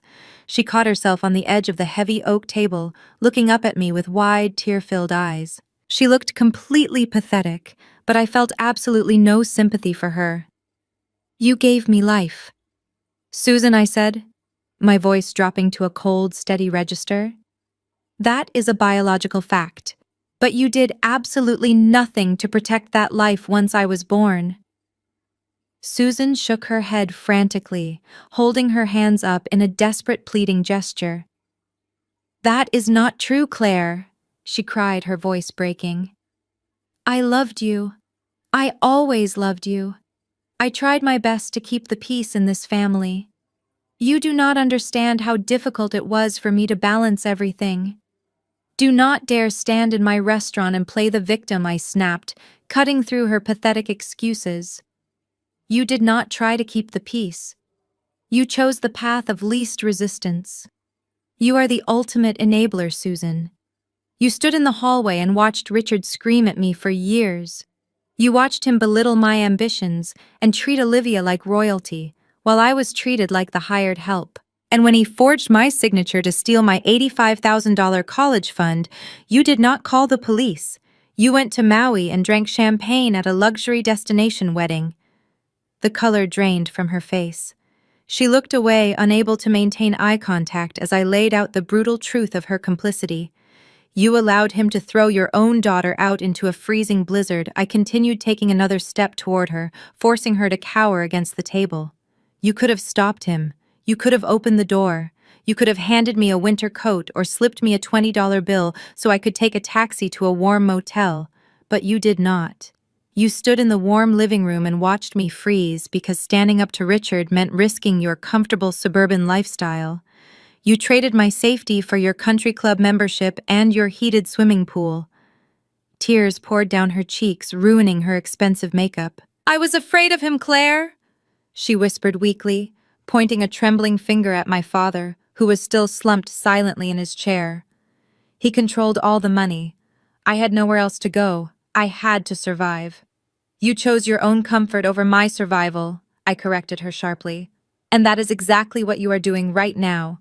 You did not come here tonight because you missed me. You came here because Richard told you he was going to steal half of my company and you wanted your cut. You only care about the concept of family when it is profitable for you. But the moment you realized Richard is broke and Jamal is a fraud, you immediately turned on them to save yourself. You are trying to hug me now because you think I am your new meal ticket." Susan let out a loud, gut-wrenching sob, burying her face in her hands. She had absolutely no defense left. Her entire identity as the loving, devoted mother was completely destroyed. The toxic illusion of our perfect family was burned to the ground, and there was nothing left but the ugly, undeniable truth. I looked around the dark velvet-lined VIP room at the four of them. My father, the ruined tyrant. My mother, the exposed enabler. My sister, the bankrupt golden child. And her husband, the fraudulent tech bro. They were a collection of miserable, toxic people who had tried to consume my life to save their own. They thought they could walk in here and take everything I built, but they had only succeeded in destroying themselves. I let out a long, slow breath, feeling an incredible heavy weight lift off my shoulders. The anger that had burned inside me for 9 long years was finally gone, replaced by a profound sense of absolute freedom. This family reunion is officially over, I announced, stepping back and adjusting my white chef apron. I have a very busy Friday night dinner service to run out there. My actual life is waiting for me outside these mahogany doors. I turned around and walked toward the exit, but paused, resting my hand on the heavy brass door handle. I looked back at the four of them sitting in stunned silence amidst the spilled wine and shattered glass. However, there is one last piece of business we need to settle before you leave my property, I said, my voice completely devoid of any emotion. I raised my right hand and gave a subtle, sharp snap of my fingers toward the heavy mahogany doors. Almost instantly, the doors swung open and David, my head waiter, stepped into the room. He walked with perfect posture, entirely ignoring the shattered crystal glass and the dark red wine soaking into the expensive carpet. In his hand, he carried a sleek black leather checkbook. He stopped right beside me, holding the checkbook out with absolute professional grace. "Thank you, David," I said, taking the leather booklet from his hands. I turned my attention back to the four miserable people sitting around the heavy oak table. "When you marched into my restaurant tonight, you made a lot of very bold assumptions," I told them, tapping the black leather against my palm. "You assumed you could steal my life work. You assumed I was still the terrified little girl you threw out into the snow. But your biggest mistake tonight was assuming that this dinner was going to be on the house." I walked around the edge of the table and stopped directly in front of my father. Richard was still breathing heavily, his face pale and slick with a cold sweat. He looked completely defeated, but I was not about to let him walk out of here without paying for the extravagant feast they had just consumed. I opened the leather checkbook and pulled out the long, itemized receipt. "Let us review the charges, shall we?" I said, holding the paper up to the dim light of the crystal chandelier. "You demanded the private VIP dining room on a Friday night without a reservation. That alone carries a mandatory $1,000 minimum table fee. Then we have the $500 bottle of exclusive Chateau Margaux Bordeaux that you ordered simply to show off." I glanced over at my sister, who was staring down at her lap. Olivia demanded an off-menu Chilean sea bass poached in imported white truffle oil, along with hand-peeled white asparagus. That was an additional $150. Susan ordered a dry-aged Wagyu ribeye, and Jamal insisted on a massive 2-tiered seafood tower with a side of lobster mac and cheese. Add in the imported sparkling water, the appetizers you barely touched, and an automatic 20% gratuity for my highly tolerant waitstaff. I placed the long white receipt flat on the table right next to his legal eviction notice. I dropped the heavy black leather checkbook on top of it with a loud, definitive thud. "Your grand total for the evening comes out to exactly $4,500, I announced, my voice echoing coldly in the quiet room. Richard stared at the leather checkbook. For a brief second, a flash of his old arrogant defiance returned. His fragile ego could not handle being completely stripped of his power and his dignity in a single hour. He desperately needed to prove that even though he had lost the massive real estate war, he was still a man of wealth. He needed to prove to Jamal and Olivia that he could at least afford to buy a lavish dinner. "I do not need your charity, Claire." Richard spat, his voice trembling but laced with bitter venom. He reached into his tailored suit jacket and pulled out his expensive leather wallet. He aggressively pulled out a heavy metal platinum credit card and slammed it down onto the polished oak wood. "Run the card," he commanded, glaring up at David. "Take your exorbitant money and let us get out of this miserable place." David looked at me for permission. I gave him a curt nod. David stepped forward smoothly, picking up the heavy metal card. He pulled a sleek, mobile point of sale terminal from his black apron and inserted the platinum chip into the reader. The entire room went dead silent again. The only sound was the soft electronic processing beep of the credit card machine. Richard sat up a little straighter, adjusting his silk tie. He looked around the table, trying to project an aura of financial stability. He wanted them to see that he was still the patriarch, still the provider, still the man who could effortlessly drop $4,500 on a single dinner. Jamal watched the small digital screen on the terminal with wide, desperate eyes, silently praying the card would clear so they could finally escape this nightmare. The machine hummed quietly as it contacted the banking server. I watched the tiny screen cycle through the processing animation. It was a beautiful, agonizing 10 seconds of absolute suspense. Then the terminal let out a sharp, high-pitched electronic beep. The screen flashed a bright, angry red. David smoothly pulled the platinum card out of the machine. He looked down at my father with an expression of polite, professional regret. "I am incredibly sorry," Sir David said, his voice perfectly calm and completely void of judgment. "Your credit card has been declined." Richard stared at the small digital screen on the point-of-sale terminal as if it were written in a foreign language. "Declined," he repeated, his voice barely a whisper. "That is completely impossible. Run it again. There must be a glitch with your system. My credit limit on that account is over $50,000. David did not argue. He simply swiped the heavy metal card through the reader a second time. The machine hummed for a few seconds before letting out the exact same sharp, high-pitched beep. The screen flashed red once again. "Insufficient funds," David read aloud, keeping his tone perfectly neutral. The veins in my father's neck began to bulge. He snatched the platinum card out of David's hand and began tearing through his expensive leather wallet. "Fine," he snapped, pulling out a gold corporate card. "Use this one. It is directly tied to my brokerage expense account." David inserted the gold card. The machine hummed. Beep. Declined. Richard started to sweat profusely. He pulled out a blue travel rewards card. Beep. Declined. He threw 5 different plastic cards onto the table, but all of them declined. It was a mathematical, undeniable fact displayed right in the middle of my restaurant. He slammed his empty wallet onto the table. He turned his desperate, panicked eyes toward his son-in-law. "Jamal," he ordered, his voice cracking under the intense pressure. "Give the waiter your card. Pay for the dinner." Jamal let out a loud, bitter laugh. He leaned back in his leather chair, crossing his arms defensively over his cheap velvet jacket. "Are you completely out of your mind, Richard?" Jamal asked, his voice dripping with absolute contempt. "Did you just sleep through the last 20 minutes of this conversation? I am currently filing for Chapter 11 bankruptcy. I do not have $4,500 to spend on a bottle of wine you ordered just to stroke your own ego. I am not paying a single dime for this dinner. You invited us here. You pay the bill." Richard looked like he was going to physically attack Jamal, but he quickly realized he had no leverage left. He frantically turned his attention to his favorite golden child. "Olivia," he pleaded, grabbing her arm. "Give him your card.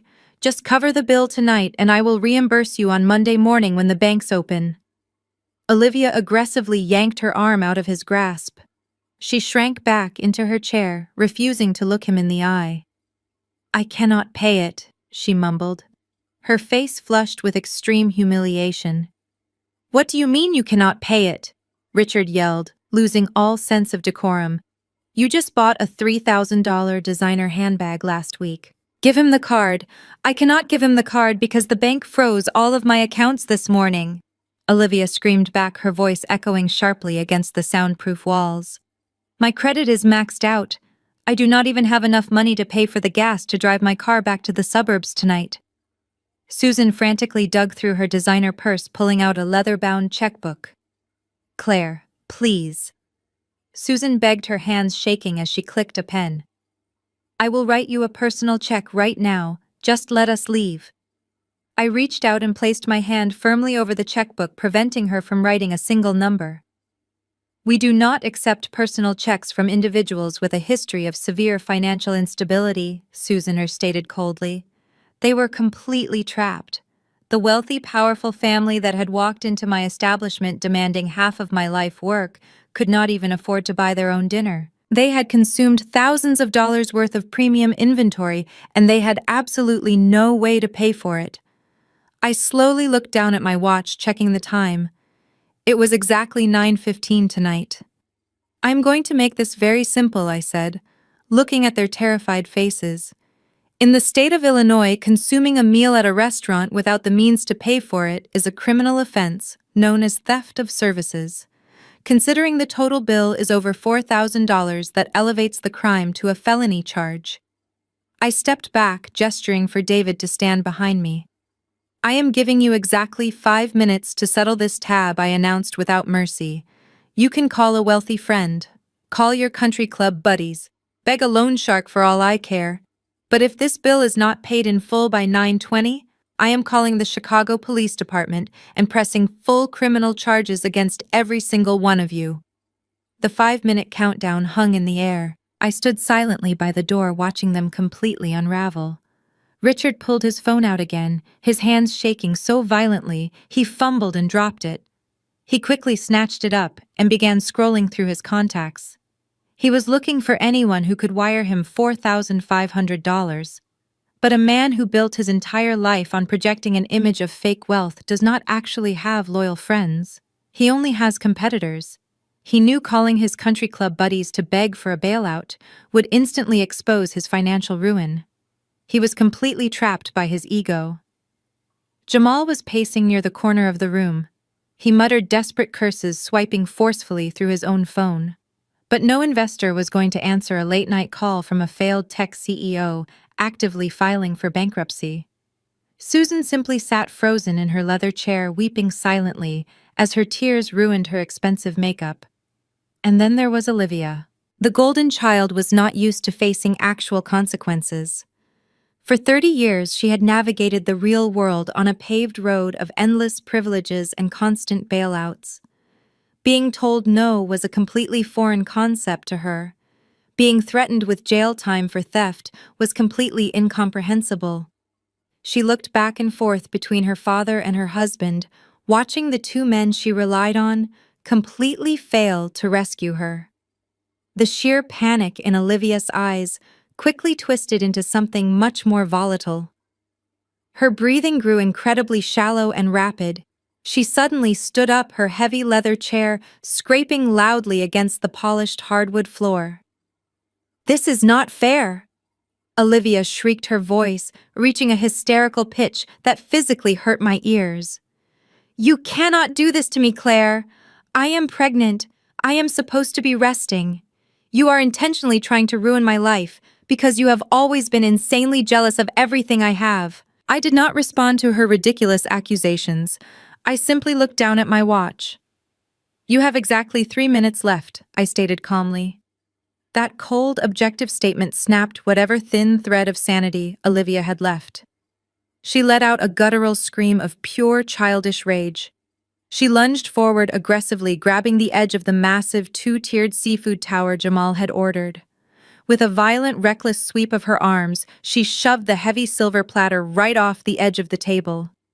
The crash was deafening in the soundproof room. Dozens of raw oysters, giant lobster claws, and mounds of crushed ice exploded across the elegant floor. Heavy silver forks and expensive ceramic plates clattered to the ground, shattering into hundreds of sharp pieces. Susan screamed loudly, dodging a flying piece of jagged porcelain. "I hate you!" Olivia roared, grabbing a heavy crystal water pitcher and hurling it violently against the dark velvet wall. "I hate you and your stupid restaurant. She reached down for the heavy oak table itself, trying desperately to flip it over, but the base was firmly bolted to the floor. Instead, she swept her arm wildly across the polished wood, sending the remaining wine glasses and the expensive vase of white orchids crashing down into the disgusting mess of seafood. She was throwing a destructive toddler tantrum inside a fine dining establishment. I did not flinch. I did not yell to stop her. I simply raised my right hand and gave two sharp, distinct knocks on the heavy mahogany doors behind me. The doors swung open instantly. My two night security guards stepped into the destroyed VIP room. Greg and Leon were massive, incredibly intimidating men who had previously worked private security for high-profile corporate events. They took one look at the shattered plates, the crushed lobster shells, and the screaming woman, and immediately moved into tactical action. Greg stepped aggressively toward Olivia, grabbing her flailing arms and pinning them firmly to her sides to stop the rampant destruction. "Let go of me!" she shrieked, thrashing wildly against his massive, unyielding grip. Seeing another man physically grab his wife, Jamal suddenly remembered he was supposed to be playing the alpha male. He puffed out his chest and charged blindly toward Greg. "Hey, get your hands off her right now!" Jamal yelled, raising his fist. Before Jamal could even swing his arm, Leon stepped smoothly into his path, grabbed him forcefully by the lapels of his cheap velvet jacket, and slammed him hard against the velvet wall. Jamal gasped loudly, the breath completely knocked out of his lungs. Richard finally stood up, pointing a trembling finger at the guards. "Unhand my family right now, or I will sue this entire establishment," he bellowed. Leon simply grabbed Richard's outstretched arm, twisting it firmly behind his back, and pushed him face first down onto the heavy oak table right next to his legal eviction notice. The three of them were completely immobilized in a matter of mere seconds. I looked down at the absolute wreckage of my beautiful private dining room. Then I reached calmly into my apron, pulled out my smartphone, and dialed 911. The police dispatcher answered immediately. "I need multiple units sent to Lumiere Restaurant right now," I said, my voice perfectly steady. "I have 3 hostile individuals detained for felony theft of services and malicious destruction of private property." The response time was incredibly fast. Because my restaurant is located in the heart of the downtown commercial district, it only took about 4 minutes for 2 uniformed Chicago Police Department officers to arrive on the scene. The heavy mahogany doors swung open, and my terrified hostess led the 2 officers into the destroyed VIP room. They stopped in their tracks, taking in the absolute chaos. The floor was covered in crushed ice, shattered expensive porcelain, and ruined seafood. Greg was still firmly holding Olivia's arms to her sides while she sobbed hysterically. Leon had Jamal pinned against the velvet wall, and my father was still pressed face down against the heavy oak table. "All right, what exactly is going on in here?" the taller officer asked, resting his hand cautiously on his duty belt. He looked back and forth between the massive security guards and the 3 detained individuals. Before I could even open my mouth to explain, Richard tried to seize control of the narrative. Leon eased his grip just enough to let my father stand up. Richard immediately started aggressively adjusting his ruined silk tie, trying to summon his usual white-collar privilege. He puffed out his chest and put on his best authoritative fake smile, the one he used to charm country club presidents and intimidate bank tellers. "Officers, thank God you are here," Richard said, his voice loud and artificially calm. "There is absolutely no need for any alarm. This is simply a massive family misunderstanding. That is all it is. My daughter Claire here is the owner of this restaurant, and she has always been a highly emotional girl. We were having a private family dinner trying to resolve some old disputes, and she completely overreacted. Her security staff assaulted us without any provocation. You can go ahead and leave, officers. We will handle this internally like a family." The taller officer frowned, looking at the incredible destruction covering the floor. "This looks like a lot more than a simple misunderstanding, sir," the officer noted dryly. Jamal saw an opening and quickly chimed in, trying to play the victim. "They attacked my pregnant wife," Jamal yelled, pointing a trembling finger at Greg. "You need to arrest these bouncers right now. They assaulted us. We are prominent members of the business community. We are going to sue this entire establishment." Susan nodded frantically from her chair, clutching her purse. "Yes, please, officers," she cried. "We are good people. We live in the northern suburbs. We just want to go home." The officers turned their attention to me, waiting for an explanation. I did not raise my voice. I did not act frantic or emotional. I simply picked up the heavy black leather checkbook from the table and walked calmly over to the two officers. "Officers, my name is Claire and I am the sole owner of this establishment," I said, my voice perfectly level and professional. "There is no family misunderstanding happening here today. What you are looking at is a group of hostile individuals who consumed $4,500 worth of premium inventory and refused to pay." I handed the taller officer the itemized receipt, along with the 5 declined credit card slips that David had printed out. I also handed him my business card and my state-issued identification. When they were presented with the bill, they attempted to use 5 different credit cards, which all declined due to insufficient funds. I explained clearly, ensuring every word was captured by the officers' body cameras. When I informed them that they had exactly 5 minutes to secure an alternate form of payment before I called the authorities, the blonde woman began destroying my private property. She deliberately shoved a massive seafood tower off the table and shattered multiple pieces of crystal and porcelain. My security team stepped in to prevent further destruction and to detain them until you arrived. They used standard non-lethal restraint holds and nobody was harmed. Richard scoffed loudly, rolling his eyes.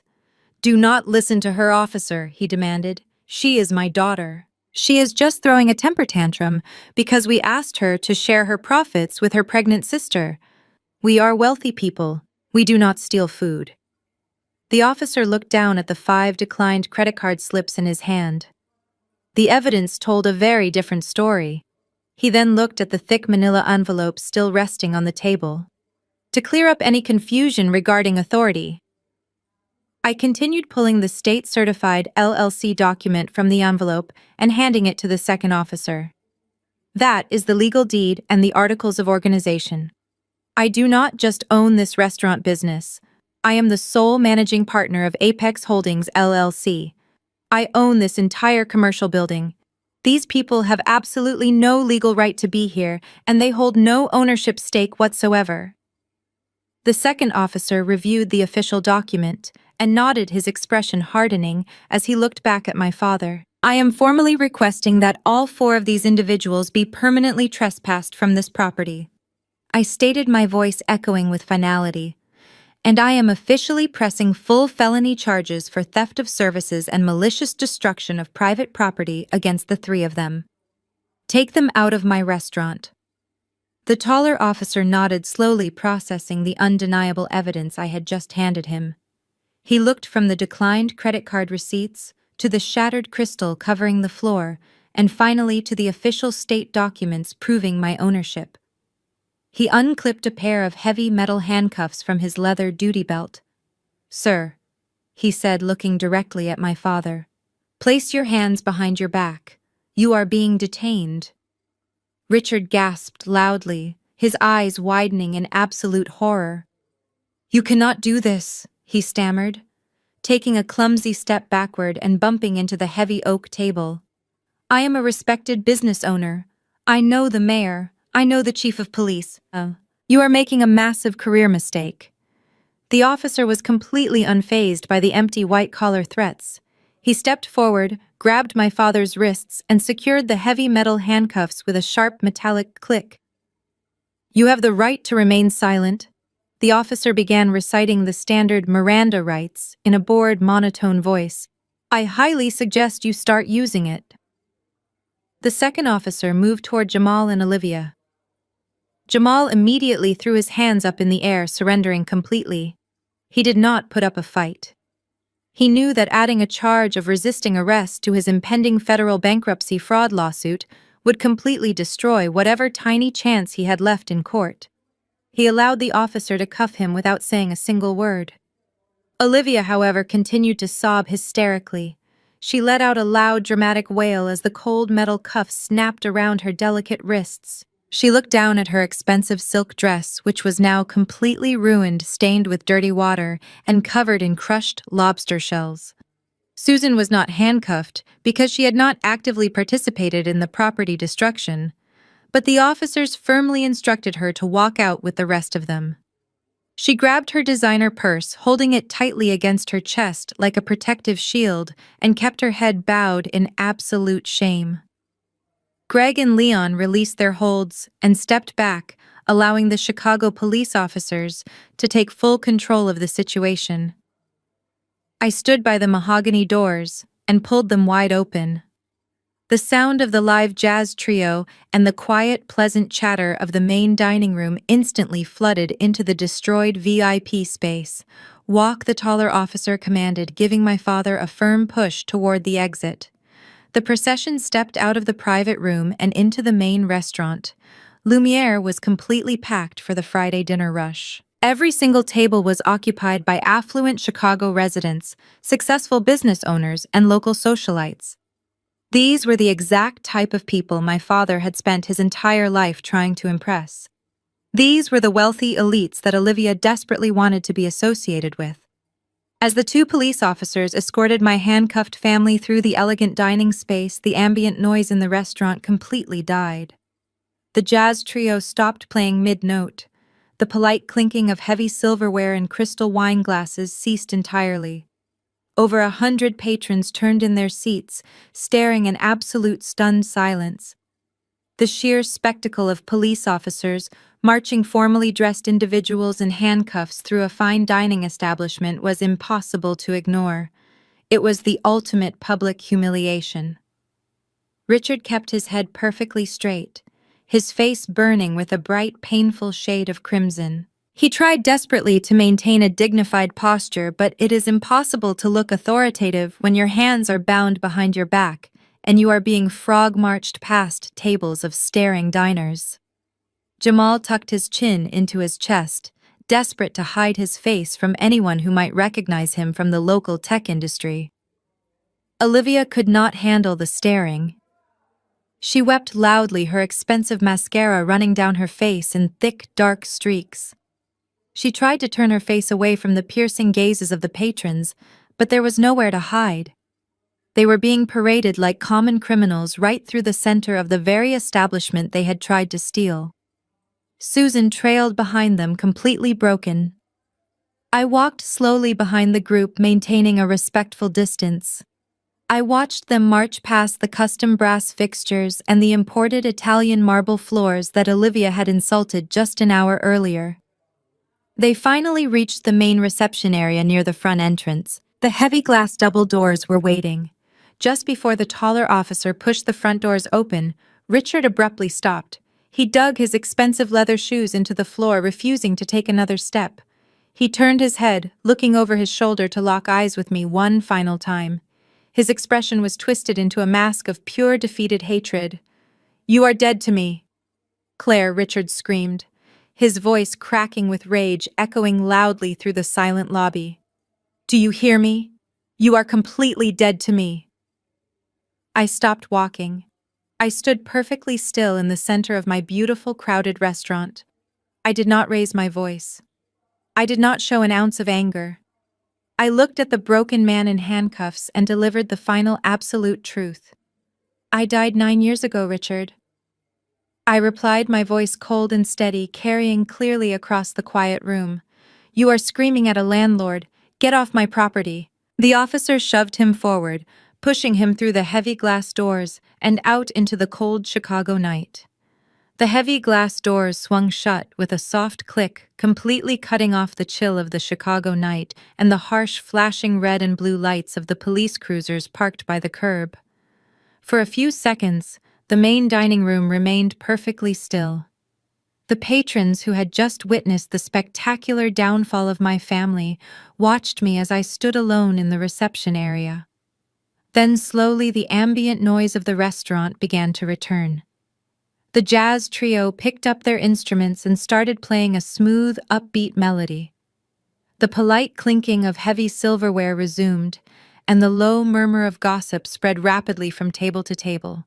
I turned away from the glass doors and began walking back through the dining room. As I moved past the elegantly dressed patrons, the massive surge of adrenaline that had been keeping me sharply focused for the last hour finally began to recede. It drained out of my system, leaving a strange tingling sensation in my fingertips. Usually, when a person experiences a massive confrontation with their own flesh and blood, society expects them to feel a deep sense of tragedy. We are conditioned to believe that severing ties with our parents and siblings is a catastrophic loss that should result in endless tears and profound grief. We are taught that blood is thicker than water, and that we must forgive family no matter how deeply they betray us. I had spent years in therapy trying to untangle that exact toxic mindset. I waited for that grief to hit me. I braced myself for the wave of sadness that was supposed to follow the act of sending my own father out of my business in handcuffs. I expected the familiar sting of rejection to surface, reminding me that my mother did not even try to defend me, and my sister only cared about her frozen credit cards. But as I walked past the velvet drapes and the crystal chandeliers, I felt absolutely nothing resembling sorrow. Instead, I felt an overwhelming, incredible lightness. It was as if a physical weight, a heavy, suffocating boulder that I had been carrying on my shoulders for 9 long years, had suddenly been lifted. The phantom pain of my childhood, the desperate craving for my parents' approval, the lingering fear that I was somehow exactly what they always said. I was a failure, a disappointment, a scapegoat. It was all completely gone. The terrified 24-year-old girl crying in the bitter winter snow was finally put to rest. I had faced the monsters of my past and discovered they were nothing but fragile cowards hiding behind maxed-out credit cards and empty threats. They had absolutely no power over me anymore. I reached the back of the restaurant and pushed open the heavy swinging doors leading into the kitchen. The contrast was immediate and deeply comforting. Leaving the hushed, dramatic tension of the dining room, I stepped right back into the controlled, chaotic rhythm of my true home. The kitchen was blazing hot and filled with the intense, beautiful symphony of a Friday night service. Pans were sizzling loudly over open blue flames. The sharp scent of roasted garlic, red wine reduction, and seared steaks filled the air. The dishwashing station was running at full capacity, the sprayers hissing loudly against ceramic plates. Line cooks were moving with practiced military precision, dodging each other in the narrow aisles, shouting out ticket times, and calling back orders to maintain the flow. This was my empire. This was the family I had actually chosen, and the life I had built with my own 2 hands. Every single person in this room respected me because I had earned their respect through hard work and fairness, not through manipulation and intimidation. As I stepped up to the main plating station, my lead sous chef Matteo looked up from a pan of searing scallops. He had a tight, worried expression on his face. He had obviously seen the police officers march through the dining room, and he knew something massive had just occurred in the VIP suite. He quickly wiped his hands on a clean white side towel and stepped over to me, keeping his voice low so the rest of the busy line would not hear. Chef Matteo asked, his dark eyes scanning my face for any sign of an emotional breakdown. "Are you okay? Do you need to step into the office for a minute? We can hold the new tickets and slow down the dining room service if you need a break." I looked at Matteo, and then I looked down the long stainless steel line at the crew of incredibly hardworking people who relied on me for their livelihood. I reached down and grabbed the strings of my white chef apron. I untied the knot, pulled the thick canvas fabric tight against my waist, and tied a new firm double knot. It was a simple, grounding physical action that anchored me completely to the present moment. "I am perfectly fine, Matteo," I answered, giving him a genuine, relaxed smile. "There is absolutely no need to slow down the service. Everything is exactly how it is supposed to be." I turned my attention to the metal ticket rail hanging above the heat lamps. It was lined with fresh orders from the dining room. I reached up, grabbed the first printed ticket, and slapped it down onto the stainless steel counter. Ordering. I called out my voice loud, clear, and completely steady. 2 dry-aged ribeyes medium rare. 1 pan-seared halibut. Let us move quickly, team. We have a full house tonight. Heard chef the entire kitchen shouted back in perfect unison. I picked up my metal tongs and stepped right back onto the line. The heat of the stove warmed my face and the rhythmic chaos of the kitchen enveloped me completely. I was finally entirely free. Exactly 1 month later, the morning sun was just beginning to rise over the Chicago skyline, casting a brilliant golden light through the large floor-to-ceiling windows of my private office. My office sat on the second floor directly above Lumiere, perfectly insulated from the street noise below. I sat at my sleek mahogany desk, holding a warm cup of black espresso. The restaurant was completely quiet and empty at this hour, a stark contrast to the intense roaring energy of the dinner service. It was my favorite time of the day. A time for absolute focus and strategic planning. I set my espresso cup down and opened my laptop. My inbox was filled with the usual daily operational reports, vendor invoices, and reservation requests. But sitting right at the very top of the list was an email from Jonathan, my lead commercial real estate attorney. The subject line simply read, Oak Tower 14th floor vacancy status. I clicked open the email and leaned back in my chair reading through the detailed legal update. The aftermath of that explosive Friday night in the VIP room had played out exactly as I predicted. Richard did not even attempt to fight the legal notice I had served him. When he sobered up and fully realized that his estranged daughter was truly the sole managing partner of Apex Holdings, his false bravado completely shattered. He knew he could not afford the massive 300% rent increase, and he knew he had absolutely no legal ground to contest a standard month-to-month lease termination. According to Jonathan's email, my father's once prestigious commercial insurance brokerage had officially vacated the Oak Tower premises late last Friday night. They moved their remaining office furniture out under the cover of darkness to avoid the humiliation of being seen by the other high-end corporate tenants. Richard was forced to downsize his entire operation. He relocated his failing firm to a cheap, dilapidated strip mall way out in the far western suburbs.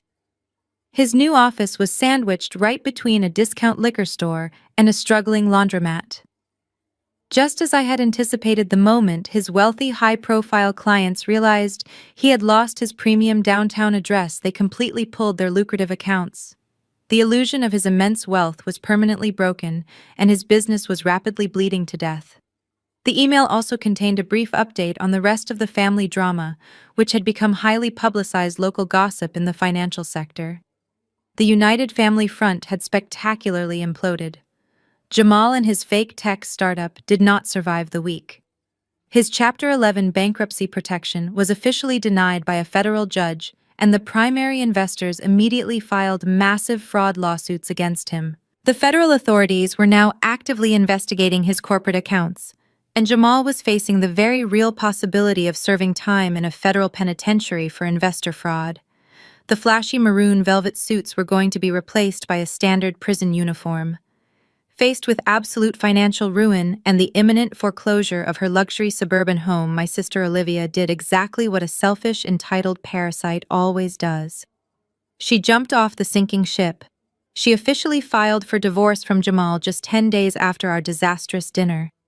She falsely claimed she had absolutely no knowledge of his fraudulent business practices, but because she was legally listed as a corporate officer, her frozen credit cards and bank accounts remained firmly locked by the federal investigators.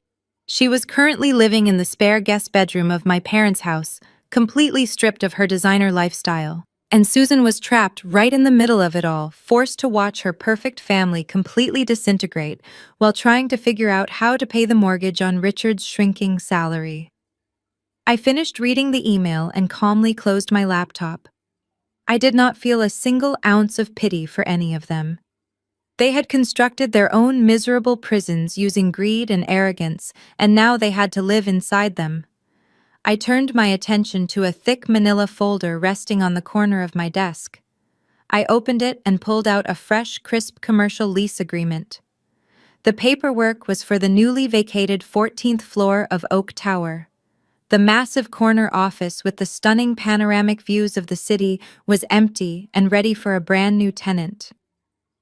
My property management team had fielded dozens of lucrative offers from wealthy law firms and corporate hedge funds, eager to claim the prestigious space. But I had instructed them to reject every single one of those massive corporate bids. Instead, I picked up my favorite fountain pen and signed my name at the bottom of the new lease agreement.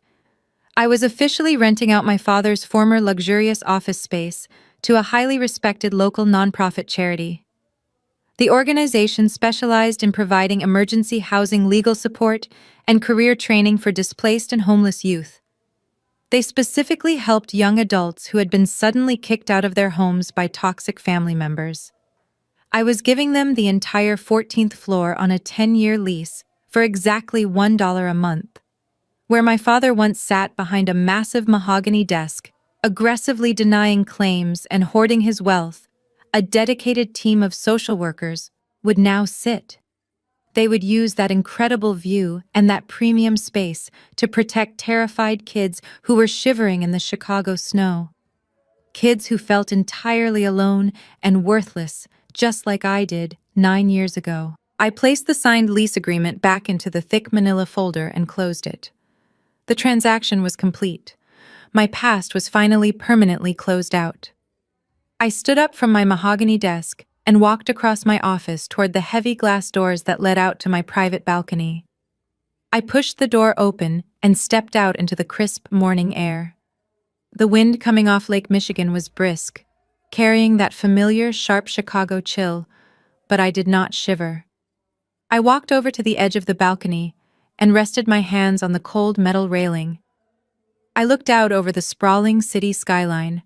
The towering skyscrapers of the financial district caught the early morning light gleaming like pillars of steel and glass against the pale sky.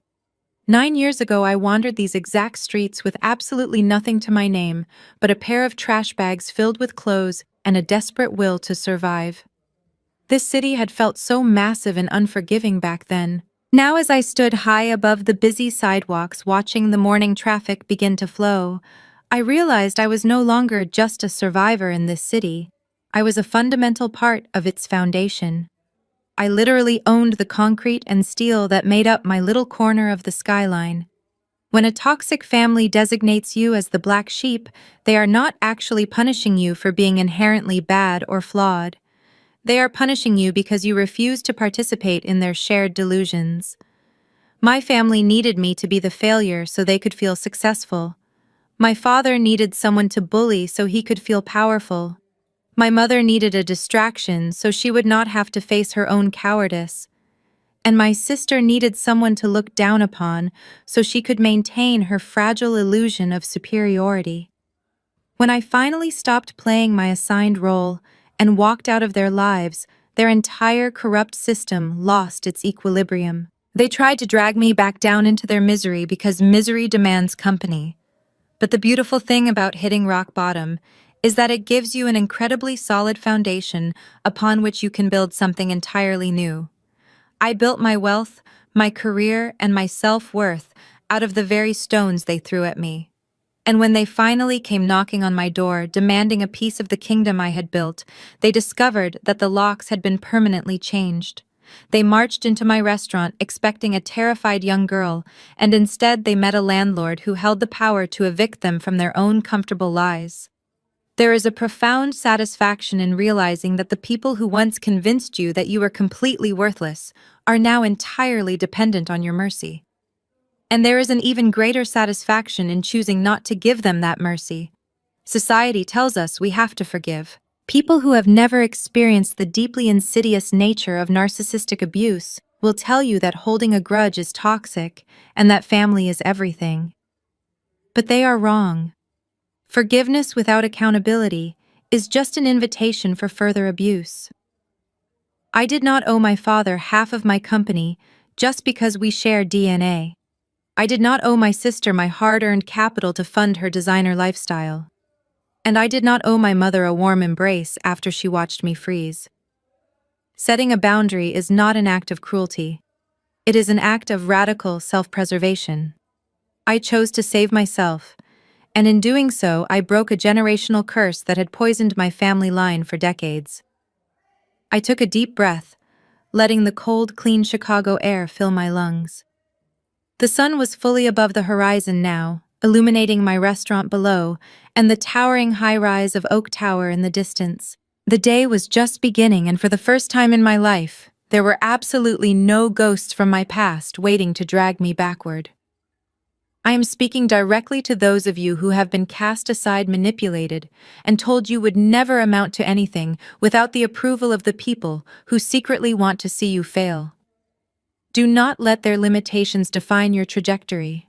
Their inability to see your worth has absolutely nothing to do with your actual value. You are allowed to walk away. You are allowed to build a beautiful, successful life completely independent of their toxic expectations. They tried to bury me because I didn't fit their mold, but they didn't realize they were burying a seed. If you've ever had to cut off toxic family to save yourself, let me know in the comments. Hit subscribe and remember, your success is the only apology you'll never have to give. The most profound lesson to be drawn from Claire's harrowing confrontation with her estranged family is that establishing absolute boundaries is not an act of cruelty, but a necessary step of radical self-preservation. Society constantly pushes the narrative that blood is thicker than water, pressuring individuals to endlessly forgive the transgressions of their relatives simply because they share DNA. However, Claire's story completely shatters this toxic expectation. Her parents and sister did not view the concept of family as a sanctuary of unconditional love and support. Instead, they weaponized it as a tool for emotional manipulation and financial extortion. When Claire was stripped of her college fund and thrown into the freezing snow, she was forced to learn that true security can only be built from within. Her triumphant return as a self-made real estate mogul perfectly illustrates that the roles assigned to us by toxic people, the scapegoat, the failure, the outcast, are nothing more than fragile illusions designed to keep us small. By refusing to sign over her hard-earned restaurant and exposing her father's fraudulent empire, Claire demonstrated that you do not owe your abusers a seat at the table you built yourself. True freedom is achieved the exact moment we stop seeking validation from those who are fundamentally committed to our destruction. Claire's ability to remain calm, execute her legal leverage, and ultimately evict her own father proves that cutting ties with toxic roots is the only way to allow your own seed to grow. We must recognize that walking away from abusive relatives is not a failure of love, but a triumph of self-worth. If you are currently sacrificing your own peace to keep a toxic family comfortable, I urge you to draw your line in the sand and reclaim your life today.